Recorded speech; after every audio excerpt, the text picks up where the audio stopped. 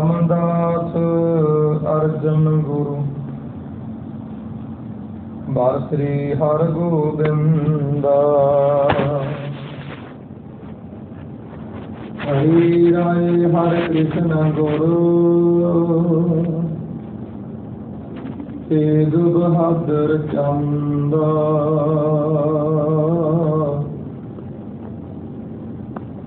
ਦਸਵੇਂ ਗੋਬਿੰਦ ਸਿੰਘ ਗੁਰੂ ਨਮੋ ਚਰਨ ਅਰਵਿੰਦਾ।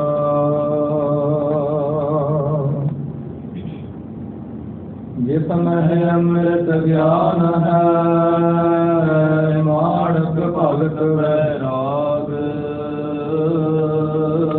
ਗੁਰੂ ਗ੍ਰੰਥ ਸਾਹਿਬ ਉਦਰਾ ਬੰਦੋਂ ਕਰ ਅਨੁਰਾਗ। ਸਤਿਗੁਰ ਮਮ ਜੇਰੀ ਕਟੋ ਨਿਜ ਮੇਰੀ ਪ੍ਰਚਾਰ। ਤਿਸ ਬੇਰੀ ਹੋਇ ਭਾਵ ਸੁਫਲ ਬਿਨ ਬੇਰੀ ਕਰ ਪਾਰ। ਏਕੰਕਾਰ ਸਤਿਗੁਰੂ ਤਿਹ ਪ੍ਰਸਾਦ ਸਚ ਹੋਏ। ਵਾਹਿਗੁਰੂ ਜੀ ਕੀ ਫਤਿਹ ਬਿਘਨ ਵਿਨਾਸ਼ਨ ਹੋਏ। ਵਾਹਿਗੁਰੂ ਜੀ ਕੀ ਫਤਿਹ ਬਿਘਨ ਵਿਨਾਸ਼ਨ ਹੋਏ। ਸ੍ਰੀ ਵਾਹਿਗੁਰੂ ਸਾਹਿਬ ਜੀਓ। ਤ੍ਰਿਪਤ ਹੋਏ ਤਹਿ ਤੇ ਚੱਲ ਆਏ। ਮੁੱਲ ਹੈ ਲੈ ਅਤਵਾਰ ਬਨਾਏ। ਤ੍ਰਿਪਤ ਹੋਏ ਤਹਿ ਤੇ ਚੱਲ ਆਏ। ਮੁੱਲ ਹੈ ਲੈ ਅਤਵਾਰ ਬਨਾਏ। ਵਾਹਿਗੁਰੂ ਜੀ ਕਾ ਖਾਲਸਾ ਵਾਹਿਗੁਰੂ ਜੀ ਕੀ ਫਤਿਹ। ਪਤਿਤ ਪਾਵਨ ਭਗਤ ਵਸ਼ਲ ਕਰੁਣਾ ਨਿਧਾਨ। ਦੀਨ ਦੁਨੀ ਕੇ ਮਾਲਕ ਧੰਨ ਧੰਨ ਸਤਿਗੁਰੂ ਸ੍ਰੀ ਗੁਰੂ ਗ੍ਰੰਥ ਸਾਹਿਬ ਮਹਾਰਾਜ ਜੀ ਦੀ ਪਾਵਨ ਪਵਿੱਤਰ ਹਜ਼ੂਰੀ ਅੰਦਰ ਗੋਦ ਅੰਦਰ ਜੁੜੇ ਬੈਠੇ ਗੁਰੂ ਪਿਆਰੇ ਗੁਰੂ ਸਵਾਰੇ ਸਤ ਸੰਗੀ ਗਣੋ। ਆਪਾਂ ਭਾਈ ਵਡਭਾਗੇ ਹਾਂ ਜਿਨ੍ਹਾਂ ਨੂੰ ਸਤਿਗੁਰਾਂ ਦੀ ਚਰਨ ਸ਼ਰਨ ਅੰਦਰ ਅਤੇ ਮਹਾਂਪੁਰਖਾਂ ਦੇ ਤਪ ਅਸਥਾਨਾਂ ਤੇ ਜੁੜਨ ਦਾ ਸੋਹਣਾ ਸੁਭਾਗਾ ਸਮਾਂ ਪ੍ਰਾਪਤ ਹੋ ਰਿਹਾ ਹੈ ਜੀ। ਸਾਧ ਸੰਗਤ ਜੀਓ, ਆਪ ਜੀ ਨੇ ਪਿਛਲੇ ਜ਼ਮਾਨਾਂ ਦੇ ਅੰਦਰ ਕਥਾ ਸਰਵਣ ਕੀਤੀ ਸੀ ਕਿ ਸਤਿਗੁਰੂ ਸ੍ਰੀ ਗੁਰੂ ਗੋਬਿੰਦ ਸਿੰਘ ਸਾਹਿਬ ਮਹਾਰਾਜ ਜੀ ਨੌਹਰ ਨਾਮ ਦਾ ਜੋ ਨਗਰ ਹੈ ਉੱਥੇ ਗਏ।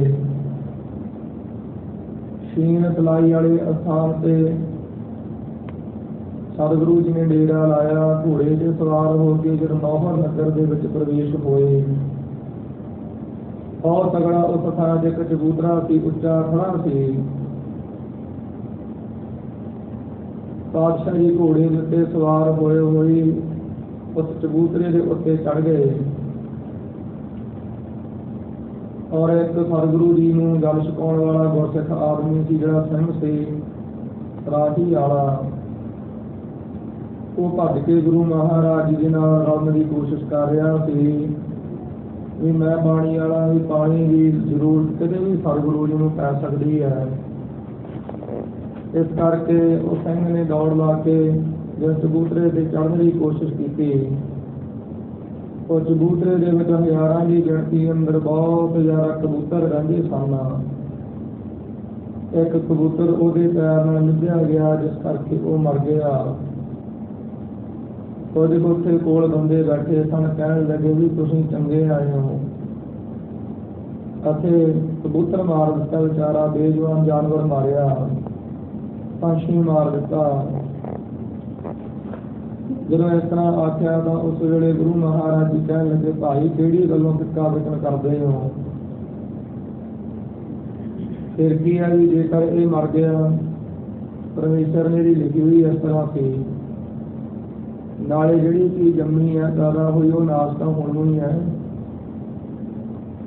कहन लगे जी फिर बाहली गल सारी मार दो, इन्नी ही गल है जी। गुरु साहब जी हस के कह लगे भी जे तुहाडे असरा मन का फड़ना तो परमात्मा ऐ ही कर देगा, सारी मर जाएंगे। सतगुरु जी का बचन करने की देर से हज़ारां की गिणती अंदर जिहड़े उत्ते सार संतरी कबूतर रहिंदे सन वो सारे दे सारे मर मर के धुंजे डिगण लगे। ढेर लग गया ते उस वेले इन्हां देखिया भी ये तां साधु ने, पूर्ण महापुरख ने। डर गए, भज के चरण फड़ लए, कहण लगे जी सानूं तुहाडी महिमा नहीं सी पता, किरपा करके माफ करो, असीं तुहानूं सिक्का बोलिया बेअदबी कीती है, हुण इन्हां नूं जिउंदा भी करो। जब नौकर वालिਆਂ ने इस तरह वार वार जोड़नियां कीतियां अरदासां कीतियां तो सतगुरु जी कहण लगे भाई लियाओ चोगा लैके उन्हां नूं पाओ, अपने आप जिउंदे हो जाणगे। चोगा लिया के पाया, अपने आप ही सारे के सारे कबूतर जिउंदे हो गए और साध संगत दी नंद दे नाल चोगा चुगण लगे। पर जिहड़े कबूतर के उत्ते पैर रखिया गया सी मर गया सी वो ना जिउंदा होया। तो उस वेले वो संगत कहण लगी, लोग कहण लगे महाराज किरपा करके इहदे भी दस करो, इहनूं भी जिउंदा करो। ਸਿੰਘਾਂ ने भी आख्या, सतगुरु जी ने फिर ਸਿੰਘਾਂ नूं आख्या भी भाई ਸਿੰਘੋ ऐ करो, इहनूं भी फिर तुसीं चोगा पाओ, जिउंदा हो जाएगा। सतगुरु जी ने सार संगरी जिउंदा कीता कबूतरां दे ताईं, क्योंकि सतगुर मेरा मार जी वाला है। मृतक का पायो तन साता विचरत आन मिलाया, पशु प्रेत मुग्ध पै स्रोते हर नमा मुख गाया। पूरे भक्ति देख वडाई, ते पूरे गुरु दे विच वडियाई है, एक वाला शक्ति है, क्योंकि सार संगरी गुरु नानक देव गोबिंद रूप है। धन श्री गुरु नानक देव महाराज जी विच परमात्मा विच कोई फर्क नहीं। और वाहिगुरु परमात्मा हरन भरन जागा निद्र कोर सारी सृष्टि नूं एक अख दे फुरके दे विच ही सार संगरी थोरे दे विच झमके दे विच ही नाप भी कर सकदा है और पैदा भी कर सकदा, बना भी सकदा है। और कबूतरां नूं परमात्मा दे वास्ते जिउंदे करना और मार देना कोई बहुती वड्डी बात नहीं है। सो बाद दे विच सतगुरु महाराज जी घोड़े उपर सवार हो के नौहर नाम का जिहड़ा शहर सी उत्थे गए। उत्थे सतगुरु जी बाजार विच जदों पहले बाणी जिहड़े सन उन्हां ने माया बहुत ज़्यादा जमा कीती सी। मुगलों ने सार संगरी ढेरियां लाइया हुई सन सोने दीयां मोहरां दीयां, चांदियां दे चांदी दे रुपइयां दीयां। जदों इस तरह देखिया तो सतगुरु महाराज जी ने सुभाव की अपनी रसना तो बचन किया। सतगुरु जी कह लगे भाई नौहर गुरु की मोहर, जब आवेंगे तब लुटेंगे। सतगुरु पातशाह जी ने आख्या भी खालसा जब आवेंगे तब सिंह आवेंगे जब लुटेंगे। भाई ये जिहड़ा नौहर शहर है ਇਹਦੇ ਵਿੱਚ ਜਿੰਨੀਆਂ ਵੀ ਮੋਹਰਾਂ ਪਈਆਂ ਨੇ ਗੁਰੂ ਦੀਆਂ ਹਨ। और ਜਦੋਂ ਸਿੰਘ ਆਵੇਂਗੇ ਜਦੋਂ ਗੁਰੂ ਦਾ ਖਾਲਸਾ ਚੜ੍ਹਾਈ ਕਰਕੇ ਆਵੇਗਾ ਤਾਂ ਲੋਕਾਂ ਦੇ ਭਲੇ ਦੇ ਵਾਸਤੇ, ਪੰਥਕ ਕਾਰਜਾਂ ਦੇ ਵਾਸਤੇ ਇਹ ਪਾਪ ਕਰ ਕਰਕੇ ਜਿਹੜੀ ਮਾਇਆ ਇਕੱਠੀ ਕੀਤੀ ਹੋਈ ਹੈ ਇਹ ਲੁੱਟਣਗੇ। ਤੇ ਸਤਿਗੁਰੂ ਜੀ ਨੇ ਬਚਨ ਕੀਤਾ ਸੀ। ਕਵੀ ਜੀ ਨੇ ਸਾਰ ਸੰਗਰੀ ਉਹ ਫਿਰ ਪ੍ਰਕਰਮ ਤੋਰਿਆ ਬਚਨ ਕੀਤਾ। ਇਹ ਸਾਰ ਸੰਗਰੀ ਇਹ ਜਿਹੜਾ ਬਚਨ ਸੀ ਕਲਗੀਧਰ ਪਾਤਸ਼ਾਹ ਬਾਪੂ ਜੀ ਦਾ ਸੰਪੂਰਨ ਹੋਇਆ, ਪੂਰਾ ਹੋਇਆ। 1811 ਦੇ ਵਿੱਚ ਸਿੰਘ ਚੜ੍ਹ ਕੇ ਆਏ ਤਾਂ ਉਸ ਵੇਲੇ ਸਾਰ ਸੰਗਰੀ ਵਿੱਚ ਨੇੜੇ ਹੀ ਨਗਰ ਸੀ, ਇੱਕ ਨਗਰ ਸੀ ਨੇੜੇ ਹੀ ਪਾਸ ਸੀ। ਤੇ ਸਾਰ ਸੰਗਰੀ ਉਹ ਜਿਹੜਾ ਨਗਰ ਸੀ ਉਹਨੂੰ ਪਹਿਲਾਂ ਲੁੱਟਣ ਦਾ ਮਨ ਦੇ ਵਿੱਚ ਫੁਰਨਾ ਸੀ। ਚੂੜਪੁਰ ਨਾਮ ਦਾ ਨਗਰ ਸੀ। सतगुरु महाराज साहब जी ने सार संगरी फुरना, वाहिगुरु ਸਿੰਘਾਂ ने फुरना किया कि आप इस नगर नूं लुट के लैके चले गए। पर फिर पता लग्या भी इस नगर का जिहड़ा पानी है बहुत ज़्यादा खारा है। जिहड़ा भी ਬੰਦਾ ਇਸ ਥਾਂ ਦੇ ਉੱਪਰ ਆਣ ਕਰਕੇ ਚਰੂਪੁਰ ਨਾਮ ਦਾ ਜਿਹੜਾ ਨਗਰ ਇੱਥੋਂ ਦਾ ਪਾਣੀ ਪੀਂਦਾ ਹੈ। ਚਰੂਪੁਰ ਹੈ ਨਾ, ਹਾਂ, ਚਰੂਪੁਰ ਨਗਰ ਦਾ ਜਿਹੜਾ ਵੀ ਇੱਥੇ ਆਣ ਕੇ ਪਾਣੀ ਪੀਂਦਾ ਹੈ, ਬਾਹਰੋਂ ਕੋਈ ਵੀ ਆਉਂਦਾ ਬਿਮਾਰ ਹੋ ਜਾਂਦਾ, 10 ਆੜਕ ਲੱਗ ਜਾਂਦੇ ਹਨ। ਸਾਧ ਸੰਗਤ ਜੀਓ, ਇਹ ਗੱਲ ਵੇਖ ਕੇ ਖਾਲਸੇ ਨੇ ਫੁਰਨਾ ਬਣਾਇਆ ਵੀ ਹੁਣ ਇੱਥੇ ਨਾ ਕੋਈ ਵੀ ਮਾਰ ਮਾਰੀ ਜਾਵੇ। ਇੱਥੇ ਨੇੜੇ ਇੱਕ ਨੌਹਰ ਨਗਰ ਹੈ, ਉੱਥੇ ਸੁਣਿਆ ਵੀ ਬੜੀਆਂ ਮੋਹਰਾਂ ਨੇ, ਪੰਥਕ ਕਾਰਜਾਂ ਵਾਸਤੇ ਉੱਥੇ ਹੱਲਾ ਮਾਰਿਆ ਜਾਵੇ। ਸਾਧ ਸੰਗਤ ਜੀ ਸਿੰਘਾਂ ਨੇ ਜਾ ਕਰਕੇ ਹਮਲਾ ਕੀਤਾ, ਹੱਲਾ ਬੋਲਿਆ ਤਾਂ ਉਸ ਵੇਲੇ ਉਹ ਸਾਰੀ ਜਿਹੜੀ ਮਾਇਆ ਸੀ ਖਾਲਸੇ ਨੇ ਜ਼ਬਤ ਕੀਤੀ, ਲੁੱਟੀ। ਕਹਿ ਲਓ ਵੀ ਇੰਨਾ ਉਸ ਥਾਂ ਦੇ ਉੱਪਰ ਮਾਇਆ ਸੀ। ਕਵੀ ਜਿਹਨਾਂ ਨੇ ਪ੍ਰੇਰਿਤ ਹੋਏ ਤੇ ਚੱਲ ਪਰੇ ਵੀ ਇੱਕ ਹਿਸਾਬ ਦਾ ਰੱਜ ਕੇ ਉਸ ਥਾਂ ਤੋਂ ਖਾਲਸਾ ਜਿਹੜਾ ਸੀ ਆਨੰਦ ਨਾਲ ਚੱਲ ਪਿਆ। ਕਿਉਂਕਿ ਸਾਧ ਸੰਗਤ ਇਹ ਸਮਾਂ ਐਸਾ ਸੀ, ਸਿੰਘਾਂ ਦੇ ਸਿਰਾਂ ਦਾ ਮੁੱਲ ਪੈਂਦਾ ਪਿਆ ਸੀ। ਕਿਸੇ ਵੀ ਤਰੀਕੇ ਨਾਲ ਕਿਸੇ ਸਿੰਘ ਨੂੰ ਲੋਕ ਵੇਖ ਕੇ ਬਰਦਾਸ਼ਤ ਨਹੀਂ ਸਨ ਕਰਦੇ। ਜਿਹਨੂੰ ਆਪਾਂ ਕਹਿ ਦਿੰਦੇ ਹਾਂ ਵੀ ਲੋਕ ਵੀ ਪੱਤਾ ਵੀ ਸਿੰਘਾਂ ਦਾ ਵੈਰੀ ਹੋ ਗਿਆ, ਉਹ ਬਚਨ ਉਸ ਵੇਲੇ ਲਾਗੂ ਸੀ ਤੇ ਸੱਚੀ ਬਾਤ ਸੀ। ਕੱਲਾ ਪੱਤਾ ਜਿਹੜਾ ਸੀ ਉਹ ਸਿੰਘਾਂ ਦਾ ਵੈਰੀ ਹੋ ਗਿਆ, ਖਬਰ ਦਿੰਦਾ ਸੀ ਮੁਗਲਾਂ ਦੇ ਤਾਈ। ਹਰ ਇੱਕ ਥਾਂ ਦੇ ਉੱਪਰ ਸਿੰਘਾਂ ਨੂੰ ਸਾਧ ਸੰਗਤ ਦੀ ਭਾਜੜ ਸੀ ਵਿਚਾਰਿਆਂ ਨੂੰ। ਪਰ ਗੁਰੂ ਕਾ ਖਾਲਸਾ ਸਾਧ ਸੰਗਤ ਜੀ ਉਸ ਵੇਲੇ ਵੀ ਤਿਆਰ ਰਹਿਆ। ਭਜਨ ਬੰਦਗੀ ਦਾ ਲੜਨਾ ਛੱਡਿਆ, ਗੁਰੂ ਕੀ ਸਿੱਖੀ ਤੋਂ ਮੁਨਕਰ ਨਾ ਹੋਇਆ। ਅੱਜ ਦੇ ਸਮੇਂ ਵਿੱਚ ਆਪਾਂ ਸਾਧ ਸੰਗਤ ਦੀ ਸੁੱਖ ਨਾਲ ਵੀ ਬੜੇ ਭੋਗਦੇ ਆ, ਪਰ ਫਿਰ ਵੀ ਗੁਰੂ ਮਹਾਰਾਜ ਸਾਹਿਬ ਦੀ ਸਿੱਖੀ ਤੋਂ ਅਨਕਾਰੀਆਂ ਕੋਹਾਂ ਦੂਰ ਆ। ਇਸ ਕਰਕੇ ਕਈ ਵਾਰ ਖਿਆਲ ਆਉਂਦਾ ਹੈ ਵੀ ਇਹ ਜਿਹੜਾ ਗੁਰੂ ਕਾ ਖਾਲਸਾ ਹੈ, ਜੇ ਘੋੜੇ ਦੀ ਕਾਠੀ ਉੱਤੇ ਰਹੇ ਤਾਂ ਸਾਧ ਸੰਗਤ ਜੀ ਸੋਹਣਾ ਲੱਗਦਾ ਹੈ। ਇਹਨੂੰ ਵਾਹਿਗੁਰੂ ਪਰਮਾਤਮਾ ਚੇਤੇ ਰਹਿੰਦਾ ਤੇ ਭਾਣਾ ਮਿੱਠਾ ਕਰਕੇ ਮੰਨਦਾ ਹੈ। ਔਰ ਸਾਧ ਸੰਗਤ ਜੀ ਸਮਾਂ ਐਸਾ ਸੀ, ਸਿੰਘਾਂ ਨੂੰ ਜ਼ਰੂਰਤ ਸੀ ਪੰਥਕ ਕਾਰਜ ਕਰਨ ਦੇ ਵਾਸਤੇ ਘੋੜੇ ਆਦਿ ਲਈ ਬਹੁਤੇ ਵਿਚਾਰਿਆਂ ਦੇ ਤਗੜੇ ਨਹੀਂ ਸਨ ਹੋਇਆ ਕਰਦੇ। ਪਰ ਉਹ ਮਾਇਆ ਦੇ ਨਾਲ ਸਿੰਘਾਂ ਨੇ ਵਧੀਆ ਘੋੜੇ ਖਰੀਦੇ, ਸ਼ਾਸਤਰ ਵਧੀਆ ਖਰੀਦੇ ਤੇ ਜਿਹੜੇ ਪੈਦਲ ਲੋਕ ਸਨ, ਗੁਰੂ ਕੇ ਸਿੰਘ ਸਨ, ਉਹਨਾਂ ਨੂੰ ਘੋੜੇ ਬਖਸ਼ੇ ਗਏ। ਇਤਿਹਾਸ ਕਾਲ ਜੀ ਨੇ ਸਾਧ ਸੰਗਤ ਜੀ ਪਿਛਲੇ ਦੀਵਾਨਾਂ ਦੇ ਅੰਦਰ ਕਥਾ ਸਰਵਣ ਕੀਤੀ ਸੀ।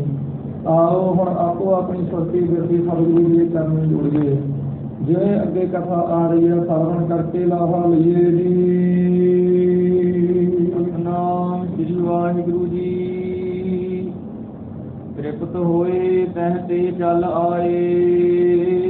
ਸਾਧ ਸੰਗਤ ਜੀ ਕਵੀ ਜੀ ਬਚਨ ਕਰਦੇ ਹਨ ਕਿ ਖਾਲਸੇ ਨੇ ਨੌਹਰ ਪਿੰਡ ਦੇ ਵਿੱਚ ਸ਼ਹਿਰ ਦੇ ਵਿੱਚ ਐਸੀ ਮਾਰ ਮਾਰੀ ਸੀ, ਮੁਗਲਾਂ ਨੂੰ ਸੋਧਿਆ, ਦੁਸ਼ਟ ਬੰਦਿਆਂ ਨੂੰ ਸੋਧਿਆ ਤੇ ਮਾਇਆ ਉੱਥੋਂ ਜ਼ਬਤ ਕਰਕੇ ਐਨ ਲੱਜ ਕੇ ਤ੍ਰਿਪਤ ਹੋ ਕੇ ਚੱਲ ਕੇ ਆ ਗਏ। ਹਾਏ ਲੈ ਅਸਵਾਰ ਬਣਾਏ, ਘੋੜੇ ਮੁੱਲ ਖਰੀਦ ਕੇ ਵਧੀਆ ਚੰਗੀ ਨਸਲ ਵਾਲੇ ਸਿੰਘ ਜਿਹੜੇ ਪੈਦਲ ਸਨ ਉਹਨਾਂ ਨੂੰ ਦੇਖ ਕੇ ਅਸਵਾਰ ਬਣਾਇਆ। ਕੇਤਿਕ ਭਏ ਤਬ ਹੈ ਸਿਰਦਾਰ, ਉਸ ਵੇਲੇ ਉਸ ਮਾਇਆ ਦੇ ਨਾਲ ਕਈ ਲੋਕ ਤਾਂ ਸਰਦਾਰ ਬਣ ਗਏ। ਲਏ ਗ੍ਰਾਮ ਗਨ ਤੁਰਕਨ ਮਾਰ, ਤੁਰਕਾਂ ਨੂੰ ਮਾਰ ਕੇ ਬਹੁਤ ਜ਼ਿਆਦਾ ਜਿਹੜੇ ਪਿੰਡ ਸਨ ਉਹਨਾਂ ਉੱਪਰ ਹਕੂਮਤ ਕੀਤੀ, ਪਿੰਡਾਂ ਨੂੰ ਜ਼ਬਤ ਕਰ ਲਿਆ। ਮਤਲਬ ਕਿ ਜਿਹੜੇ ਲੋਕ ਸਨ ਤੰਗ ਮੁਗਲਾਂ ਤੋਂ, ਉਹਨਾਂ ਮੁਗਲਾਂ ਨੂੰ ਮਾਰ ਕੇ ਸਿੰਘਾਂ ਨੇ ਚੰਗਾ ਅਮਨ ਸ਼ਾਂਤੀ ਕਾਇਮ ਕੀਤੀ। ਗੁਰੂ ਕੋ ਸਭ ਸਫਲਿਓ, ਤੇ ਉਸ ਵੇਲੇ ਗੁਰੂ ਮਹਾਰਾਜ ਦਾ ਬਚਨ ਜਿਹੜਾ ਸੀ ਕਿਹਾ ਹੋਇਆ ਸਫਲ ਹੋਇਆ। ਇਹ ਵਿਦ ਸਿੰਘਨ ਤੇ ਹਮ ਸੁਣ ਲਿਓ। ਕਵੀ ਜੀ ਕਹਿੰਦੇ ਵੀ ਅਸੀਂ ਆਪਣੇ ਵੱਡਿਆਂ ਵਡੇਰਿਆਂ ਕੋਲੋਂ, ਬਜ਼ੁਰਗਾਂ ਕੋਲੋਂ, ਸਿੰਘਾਂ ਕੋਲੋਂ ਇਹ ਬਚਨ ਸੁਣਿਆ ਹੈ ਵੀ ਐਂ ਬਚਨ ਪੂਰਾ ਹੋਇਆ ਸੀ ਸਤਿਗੁਰੂ ਜੀ ਦਾ। ਸ਼ੀਨ ਤਲਾਈ ਡੇਰਾ ਪਾਏ, ਸਤਿਗੁਰੂ ਮਹਾਰਾਜ ਜੀ ਨੇ ਸ਼ੀਨ ਤਲਾਈ ਨਾਮ ਦਾ ਜਿਹੜਾ ਅਸਥਾਨ ਸੀ ਉੱਥੇ ਡੇਰਾ ਲਾਇਆ। ਤਲਾ ਕਹਿੰਦੇ ਨੇ ਵੱਡੇ ਸਰੋਵਰ ਨੂੰ, ਤਲਾਈ ਕਹਿੰਦੇ ਨੇ ਛੋਟੇ ਨੂੰ, ਜਿਹੜਾ ਛੋਟਾ ਸਰੋਵਰ ਹੋਵੇ। ਸ਼ੀਨ ਦਾ ਹੁੰਦਾ ਛੋਟਾ, ਤਲਾਈ ਦਾ ਸਰੋਵਰ ਛੋਟਾ ਸਰੋਵਰ। ਛੋਟੇ ਸਰੋਵਰ ਦੇ ਪਾਸ ਸ਼ੀਨ ਤਲਾਈ ਨਾਮ ਕਰਕੇ ਜਿਹੜਾ ਅਸਥਾਨ ਮਸ਼ਹੂਰ ਹੈ, ਉੱਥੇ ਸਤਿਗੁਰੂ ਜੀ ਨੇ ਡੇਰਾ ਲਾਇਆ ਸੀ। ਔਰ ਅੱਜ ਦੇ ਸਮੇਂ ਵਿੱਚ ਗੁਰੂ ਘਰ ਵੀ ਹੈ। ਸ੍ਰੀ ਪ੍ਰਭ ਬਸਤ ਹੈ ਰਾਤ ਬਿਤਾਏ। ਸਤਿਗੁਰੂ ਜੀ ਨੇ ਉਸ ਥਾਂ ਦੇ ਉੱਪਰ ਵਾਸ ਕਰਕੇ ਰਾਤ ਬਤੀਤ ਕੀਤੀ। ਰਾਤ ਹੋਤ ਕਰ ਸੌਚ ਇਸ਼ਨਾਨਾ। ਸਵੇਰ ਹੁੰਦਿਆਂ ਸਾਰੀ ਅੰਮ੍ਰਿਤ ਵੇਲੇ ਹੀ ਸਤਿਗੁਰੂ ਜੀ ਨੇ ਇਸ਼ਨਾਨ ਪਾਣੀ ਕਰਿਆ ਆਦਿਕ ਸੋਧੀ। ਚੜ੍ਹ ਕਿਕਾਨ ਪਰ ਕਰਿਓ ਪਿਆਨਾ।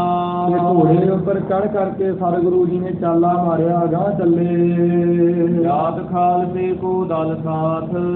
ਖਾਲਸੇ ਦੀ ਜਿਹੜੀ ਫੌਜ ਹੈ ਸਤਿਗੁਰੂ ਜੀ ਦੇ ਨਾਲ ਜਾ ਰਹੀ ਹੈ। ਉਸ ਅਸ਼ਟ ਦਸ ਪਹੁੰਚੇ ਨਾਥ। ਮਾਲਕ ਸਤਿਗੁਰੂ ਪਾਤਸ਼ਾਹ ਜੀ 18 ਕੋ ਦੀ ਰਥੇ ਦੇ ਉੱਪਰ ਜਾ ਪਹੁੰਚੇ ਨੇ। 18 ਕੋ ਗਾਂਹ ਪੈੜਾ ਕੀਤਾ ਸਤਿਗੁਰੂ ਜੀ ਨੇ। ਨਗਰ ਭਾਦਰਾ ਉਤਰੇ ਜਾਏ।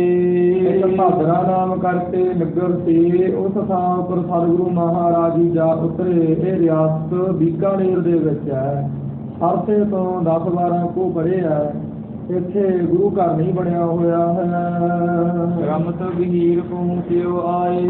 ਸਤਿਗੁਰੂ ਮਹਾਰਾਜ ਜੀ ਦੀਆਂ ਜਿਹੜੀਆਂ ਫੌਜਾਂ ਸਨ ਗੁਰੂ ਕੇ ਲਾਡਲੇ ਸਿੰਘ ਲਾਡਲੀਆਂ ਫੌਜਾਂ ਸਾਰ ਸੰਗ ਦੀ ਥੱਕੀਆਂ ਹੋਈਆਂ ਸਨ ਤੇ ਥਕੀਆਂ ਸੀ। ਆਪਣਾ ਚਾਲਾ ਮਾਰਨ ਕਰਕੇ ਇਸ ਥਾਂ ਦੇ ਉੱਪਰ ਆਣ ਪਹੁੰਚੇ। ਦਾਨਾ ਗਨ ਦੀਨ ਨਿਹਾਰੀ। ਇੱਥੇ ਆਣ ਕਰਕੇ ਬਹੁਤ ਜ਼ਿਆਦਾ ਘੋੜਿਆਂ ਨੂੰ ਦਾਣਾ ਪੱਠਾ ਪਾਇਆ ਨਿਹਾਰੀਆਂ ਦਿੱਤੀਆਂ। ਰਾਮ ਨਿਰਵਾਰਿਓ ਬਾਹਨ ਭਾਰੀ। ਤੇ ਜਿਹੜੇ ਤਗੜੇ ਸਵਾਰ ਸਨ ਘੋੜੇ ਔਰ ਸਾਰ ਸੰਗਰੀ ਉਹ ਯੋਧੇ ਸਨ ਗੁਰੂ ਕੇ ਇਹਨਾਂ ਨੇ ਆਪੋ ਆਪਣਾ ਸਕੀਮਾ ਲਾਇਆ। ਲੋਕਨ ਕੋ ਧ੍ਰਿਤ ਬਹੁ ਮਿਚਟਾਨ। ਤੇ ਲੋਕਾਂ ਨਾਲ ਦੇ ਲੋਕਾਂ ਨੂੰ ਸਿੰਘਾਂ ਨੇ ਬਹੁਤ ਤੇਰਾ ਦੇਸੀ ਘਿਓ ਅਤੇ ਸ਼ੱਕਰ ਆਰਕ ਵਰਤਾਈ ਮਿੱਠਾ ਵਰਤਾਇਆ।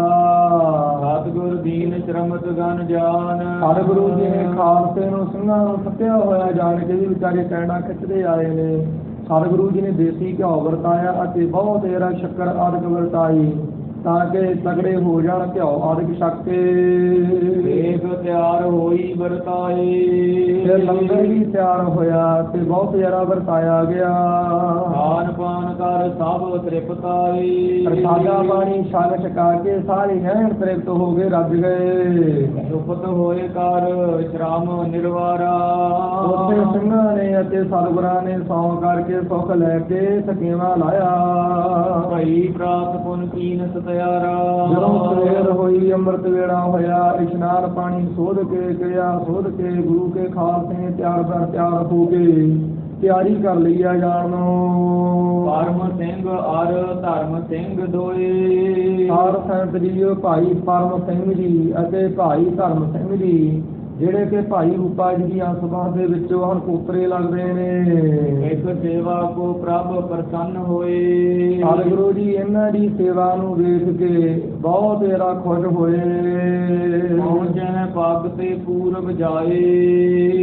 ਸਾਰ ਸੰਤ ਜੀ ਇਹ ਗੁਰੂ ਕੇ ਸਿੱਖ ਭਾਈ ਪਰਮ ਸਿੰਘ ਜੀ ਤੇ ਧਰਮ ਸਿੰਘ ਜੀ ਕੀ ਕਰਦੇ ਨੇ ਵੀ ਜਿੱਥੇ ਸਤਿਗੁਰੂ ਜੀ ਨੇ ਡੇਰਾ ਲਾਉਣਾ ਹੁੰਦਾ ਨਾ ਪਤਾ ਹੁੰਦਾ ਵੀ ਗੁਰੂ ਪਾਤਸ਼ਾਹ ਜੀ ਹੁਣ ਫਲਾਣੇ ਥਾਂ ਦੇ ਉੱਪਰ ਜਾ ਕੇ ਉਤਰਨਗੇ।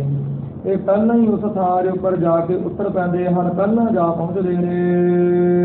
ਨਵੋ ਮੰਚ ਨਿਤ ਲੇਤ ਬਣਾਏ। ਔਰ ਸਾਰ ਸੰਤ ਜੀ ਪੈਦਲ ਤੁਰ ਕੇ ਜਾਂਦੇ ਹਨ ਚਰਨਾਂ ਦੇ ਨਾਲ ਜਾਂਦੇ ਹਨ। ਪਹੁੰਚੇ ਪੱਗ ਤੇ ਪੂਰਬ ਜਾਏ। ਪਹਿਲਾਂ ਹੀ ਸਤਿਗੁਰੂ ਮਹਾਰਾਜ ਜੀ ਤੋਂ ਸਾਰ ਸੰਤ ਜੀ ਜਾ ਪਹੁੰਚਦੇ ਹਨ ਚਰਨਾਂ ਨਾਲ ਪੈਦਲ ਹੋ ਕੇ ਤੁਰਦੇ ਹਨ। ਔਰ ਨਵਾਂ ਮੰਚ ਨੇ ਤਲੇਤ ਬਣਾਏ। ਹਰ ਰੋਜ਼ ਸਤਿਗੁਰੂ ਪਾਤਸ਼ਾਹ ਜੀ ਦੇ ਵਾਸਤੇ ਨਵਾਂ ਪਲੰਘਾ ਤਿਆਰ ਕਰਦੇ ਹਨ ਰਾਤ ਨੂੰ ਸੁੱਖ ਲੈਣ ਦੇ ਵਾਸਤੇ।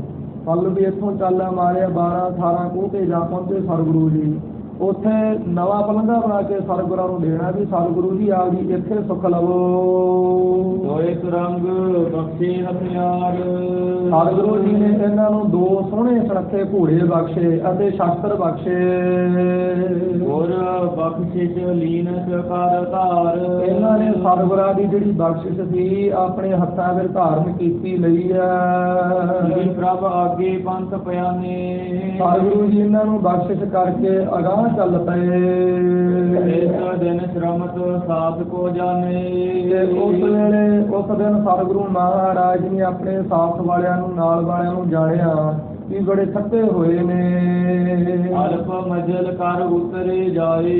ਸਤਿਗੁਰੂ ਜੀ ਨੇ ਥੋੜੀ ਜਿਹੀ ਮੰਜ਼ਲ ਤੈਅ ਕੀਤੀ, ਥੋੜਾ ਜਿਹਾ ਪੈੜਾ ਤੈਅ ਕੀਤਾ 12 ਕੁ ਕੋਹ ਦਾ, ਤੇ ਫਿਰ ਜਾ ਉਤਰੇ। ਸਪਤ ਕੋਸ ਪਰ ਗ੍ਰਾਮ ਜੋ ਆਏ।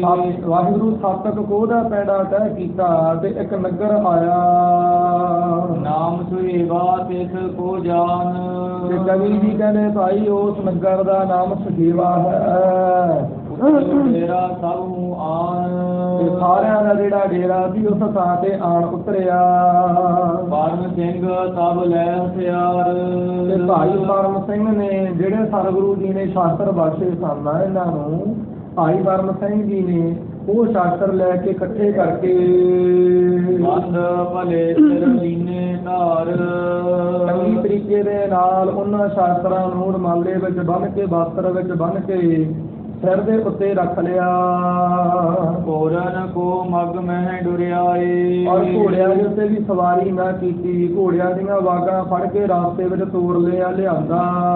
ਨਹਿ ਚੜ੍ਹ ਬੇ ਕਹੋ ਚਿਤ ਲਲਚਾਏ। ਔਰ ਉੱਤੇ ਚੜ੍ਹਨ ਦੇ ਵਾਸਤੇ ਮਨ ਵਿੱਚ ਲਾਲਚ ਨਹੀਂ ਕੀਤਾ, ਫੁਰਨਾ ਨਹੀਂ ਕੀਤਾ ਇਹਨਾਂ ਨੇ। ਗੁਰ ਬਖਸ਼ਿਸ਼ ਉੱਤਮ ਬਹੁ ਜਾਨੀ। ਕਵੀ ਜੀ ਕਹਿੰਦੇ ਵੀ ਭਾਈ ਕਾਰਨ ਇਹ ਹੋਇਆ ਵੀ ਇਹਨਾਂ ਨੇ ਸਤਿਗੁਰੂ ਮਹਾਰਾਜ ਦੀ ਬਖਸ਼ਿਸ਼ ਜਾਣੀ। ਇਹ ਜਿਹੜੇ ਸ਼ਾਸਤਰ ਬਖਸ਼ੇ ਨੇ ਸਤਿਗੁਰੂ ਜੀ ਨੇ ਸਾਨੂੰ, ਇਹ ਧਾਰਨ ਕਰਨ ਯੋਗ ਨਹੀਂ, ਤਾਂ ਪੂਜਾ ਕਰਨ ਦੇ ਯੋਗ ਹੈ। ਔਰ ਘੋੜੇ ਵੀ ਸਵਾਰੀ ਕਰਨ ਦੇ ਯੋਗ ਨਹੀਂ। ਔਰ ਇਹਨਾਂ ਨੇ ਸਾਧ ਸੰਗਤ ਦੀ ਸਤਿਗੁਰੂ ਮਹਾਰਾਜ ਦੀ ਬਖਸ਼ਿਸ਼ ਬਹੁਤ ਉੱਤਮ ਜਾਣੀ, ਆਪਣੇ ਤੋਂ ਚੰਗੀ ਜਾਣੀ। ਰਾਖ ਅਦਾਇਬ ਕੋ ਬਹੁ ਮਾਨੀ। ਔਰ ਬੜਾ ਅਦਬ ਸਤਿਕਾਰ ਰੱਖ ਕੇ ਉਹਨੂੰ ਮੰਨਿਆ। ਸਿੱਖਨ ਪ੍ਰਭ ਸੋ ਜਾਏ ਬਤਾਏ। ਸਿੱਖਾਂ ਨੇ ਸਤਿਗੁਰੂ ਮਹਾਰਾਜ ਨੂੰ ਜਾ ਕੇ ਦੱਸਿਆ। ਭੈਨ ਚੜੇ ਨਹਿ ਪਗ ਤੋਂ ਆਏ। ਇਹ ਸਤਿਗੁਰੂ ਪਾਤਸ਼ਾਹ ਜੀ ਆਪ ਜੀ ਨੇ ਉਹਨਾਂ ਨੂੰ ਘੋੜੇ ਬਖਸ਼ੇ ਸਨ ਕਿ ਵਿਚਾਰੇ ਭੱਜ ਕੇ ਅਗਾਂਹ ਜਾਂਦੇ ਹਨ, ਫਿਰ ਅੱਗੇ ਜਾ ਕੇ ਆਸਣ ਤਿਆਰ ਕਰਦੇ ਨੇ, ਤੁਹਾਡਾ ਪਲੰਘਾ ਤਿਆਰ ਕਰਦੇ ਨੇ ਨਵਾਂ ਹਰ ਰੋਜ਼। ਪਰ ਪਾਤਸ਼ਾਹ ਜੀ ਤੁਸੀਂ ਤਾਂ ਉਹਨਾਂ ਨੂੰ ਘੋੜੇ ਸਵਾਰੀ ਕਰਨ ਵਾਸਤੇ ਦਿੱਤੇ ਸਨ ਵੀ ਖੇਚਲ ਜ਼ਿਆਦਾ ਹੁੰਦੀ ਹੈ ਤੇ ਕਿਵੇਂ ਹੁੰਦਾ ਹੈ, ਪਰ ਉਹ ਘੋੜਿਆਂ ਉੱਪਰ ਨਹੀਂ ਚੜ੍ਹੇ, ਸਤਿਗੁਰੂ ਜੀ ਚਰਨਾਂ ਨਾਲ ਹੀ ਆ ਰਹੇ ਹਨ। ਸ਼ਾਸਤਰ ਸਕਲ ਸਿਰ ਪਰ ਧਾਰਾ ਨੇ। ਤੇ ਰਾਜ ਨੇ ਸ਼ਾਸਤਰ ਬਖਸ਼ੇ ਸਨ ਵੀ ਗਾਤਰੇ ਧਾਰਨ ਕਰਕੇ, ਮੰਨ ਲਓ ਵੀ ਕਈ ਵਾਰ ਕੋਈ ਉਹ ਜਿਹੀ ਗੱਲਬਾਤ ਹੋ ਜਾਵੇ, ਕੋਈ ਬਹੁਤਾ ਵਿਗੜਿਆ ਤਗੜਿਆ ਬੰਦਾ ਆ ਜਾਵੇ ਅੱਗੇ, ਸੋਧਣਾ ਵੀ ਪੈ ਜਾਂਦਾ ਹੈ। ਸਤਿਗੁਰੂ ਜੀ ਆਪ ਜੀ ਨੇ ਉਹਨਾਂ ਨੂੰ ਸ਼ਾਸਤਰ ਤਾਂ ਐਵੇਂ ਸਵੈ ਰੱਖਿਆ ਵਾਸਤੇ ਬਖਸ਼ੇ ਸਨ, ਪਰ ਉਹਨਾਂ ਨੇ ਸਾਰੇ ਦੇ ਸਾਰੇ ਸ਼ਾਸਤਰ ਜਿਹੜੇ ਨੇ ਬੰਨ੍ਹ ਕਰਕੇ ਰੁਮਾਲੇ ਵਿੱਚ ਵਸਤਰ ਵਿੱਚ ਸੰਕੋਚ ਕੇ ਸਿਰ ਉੱਪਰ ਲੈ ਆਉਂਦੇ ਧਰ ਕੇ। ਉਲਟੋ ਖੇਦ ਚੱਲਣ ਮੋਹ ਜਾਣੇ। ਸਿਰ ਦੇ ਉੱਤੇ ਧਰ ਕੇ ਲਿਆਉਂਦੇ। ਸਤਿਗੁਰੂ ਜੀ ਆਪ ਜੀ ਨੇ ਤਾਂ ਸੁੱਖ ਦੇਣ ਦੇ ਵਾਸਤੇ ਉਹਨਾਂ ਨੇ ਸਾਰੀਆਂ ਚੀਜ਼ਾਂ ਬਖਸ਼ੀਆਂ ਸਨ, ਪਰ ਉਲਟਾ ਉਹਨਾਂ ਨੂੰ ਹੁਣ ਨਾ ਚੱਲਣ ਦੇ ਵਿੱਚ ਖੇਦ ਹੋ ਗਿਆ, ਕਸ਼ਟ ਹੋ ਗਿਆ। ਹੁਣ ਤਾਂ ਅੱਗੇ ਬਹੁਤਾ ਔਖੇ ਹੋ ਗਏ। ਉਹਨਾਂ ਸਤਿਗੁਰ ਨਿਜ ਨਿਕਟ ਹਕਾਰੀ। ਕਿਉਂਕਿ ਘੋੜਿਆਂ ਨੂੰ ਵੀ ਸਾਂਭਣਾ, ਫਿਰ ਸਿਰ ਦੇ ਉੱਪਰ ਸ਼ਾਸਤਰ ਵੀ ਰੱਖਣੇ, ਹੋਰ ਵੀ ਆਪਣੇ ਸੰਦ-ਬੰਦ ਸਾਂਭਣੇ ਨੇ ਜਿਨ੍ਹਾਂ ਨਾਲ ਪਲੰਘਾ ਤਿਆਰ ਕੀਤਾ ਜਾਂਦਾ ਹੈ। ਐਵੇਂ ਸਤਿਗੁਰੂ ਮਹਾਰਾਜ ਜੀ ਨੇ ਸੁਣ ਕੇ ਨਾ ਫਿਰ ਆਪਣੇ ਕੋਲ ਬੁਲਾਇਆ। ਬੁਝਿਓ ਇਹ ਕਿਆ ਕੀਨ ਸਕਾਰੇ। ਸਤਿਗੁਰੂ ਜੀ ਪੁੱਛਣ ਲੱਗੇ, ਭਾਈ ਸਿੱਖੋ ਆਪ ਜੀ ਨੇ ਇਹ ਕੀ ਕੰਮ ਕੀਤਾ ਹੈ? ਹਾਏ ਨਾ ਚੜੇ ਨਹਿ ਸ਼ਸਤਰ ਸਜਾਏ। ਭਾਈ ਤੁਸੀਂ ਨਾ ਤਾਂ ਘੋੜੇ ਦੇ ਉੱਤੇ ਚੜ੍ਹੇ ਹੋ, ਨਾ ਤਾਂ ਘੋੜਿਆਂ ਦੇ ਉੱਤੇ ਚੜ੍ਹੇ ਹੋ, ਤੇ ਨਾ ਗਾਤਰੇ ਵਿੱਚ ਆਜ ਨੇ ਸ਼ਾਸਤਰੀ ਸਜਾਏ ਨੇ। ਫਿਰ ਧਰ ਕਰ ਮਹਿ ਗਾਹੇ ਕਰ ਲਿਆਏ। ਔਰ ਸਿਰ ਦੇ ਉੱਤੇ ਧਰ ਕੇ ਸ਼ਾਸਤਰਾਂ ਨੂੰ, ਜਿਹੜੇ ਘੋੜੇ ਨੇ ਉਹਨਾਂ ਨੂੰ ਆਪਣੇ ਹੱਥਾਂ ਵਿੱਚ ਫੜ ਕੇ ਲੈ ਆਏ ਹੋ ਤੁਸੀਂ। ਵੇਦ ਚੱਲਣ ਕੋ ਜਾਨ ਸੋ ਦੀਨੇ। ਅਸੀਂ ਤਾਂ ਤੁਹਾਨੂੰ ਘੋੜੇ ਤਾਂ ਬਖਸ਼ੇ ਸਨ ਵੀ ਚੱਲਣ ਦੇ ਵਿੱਚ, ਪੈੜਾ ਤੈਅ ਕਰਨ ਵਿੱਚ, ਪੈਦਲ ਤੁਰਨ ਵਿੱਚ ਬੜਾ ਕਸ਼ਟ ਹੁੰਦਾ ਹੈ। ਸੋ ਤੁਮ ਨਹੀਂ ਨਿਵਾਰਨ ਕੀਨੇ। ਤੇ ਉਹ ਜਿਹੜਾ ਦੁੱਖ ਸੀ ਤੁਸੀਂ ਨਿਵਰਤ ਨਹੀਂ ਕੀਤਾ, ਉਹ ਉਵੇਂ ਦਾ ਉਵੇਂ ਹੀ ਟਿਕਿਆ ਹੋਇਆ, ਉਵੇਂ ਤੁਸੀਂ ਕਸ਼ਟ ਝੱਲਦੇ ਹੋ, ਬਹੁਤ ਜ਼ਿਆਦਾ ਮਿਹਨਤ ਕਰਦੇ ਹੋ ਚੱਲਣ ਦੀ।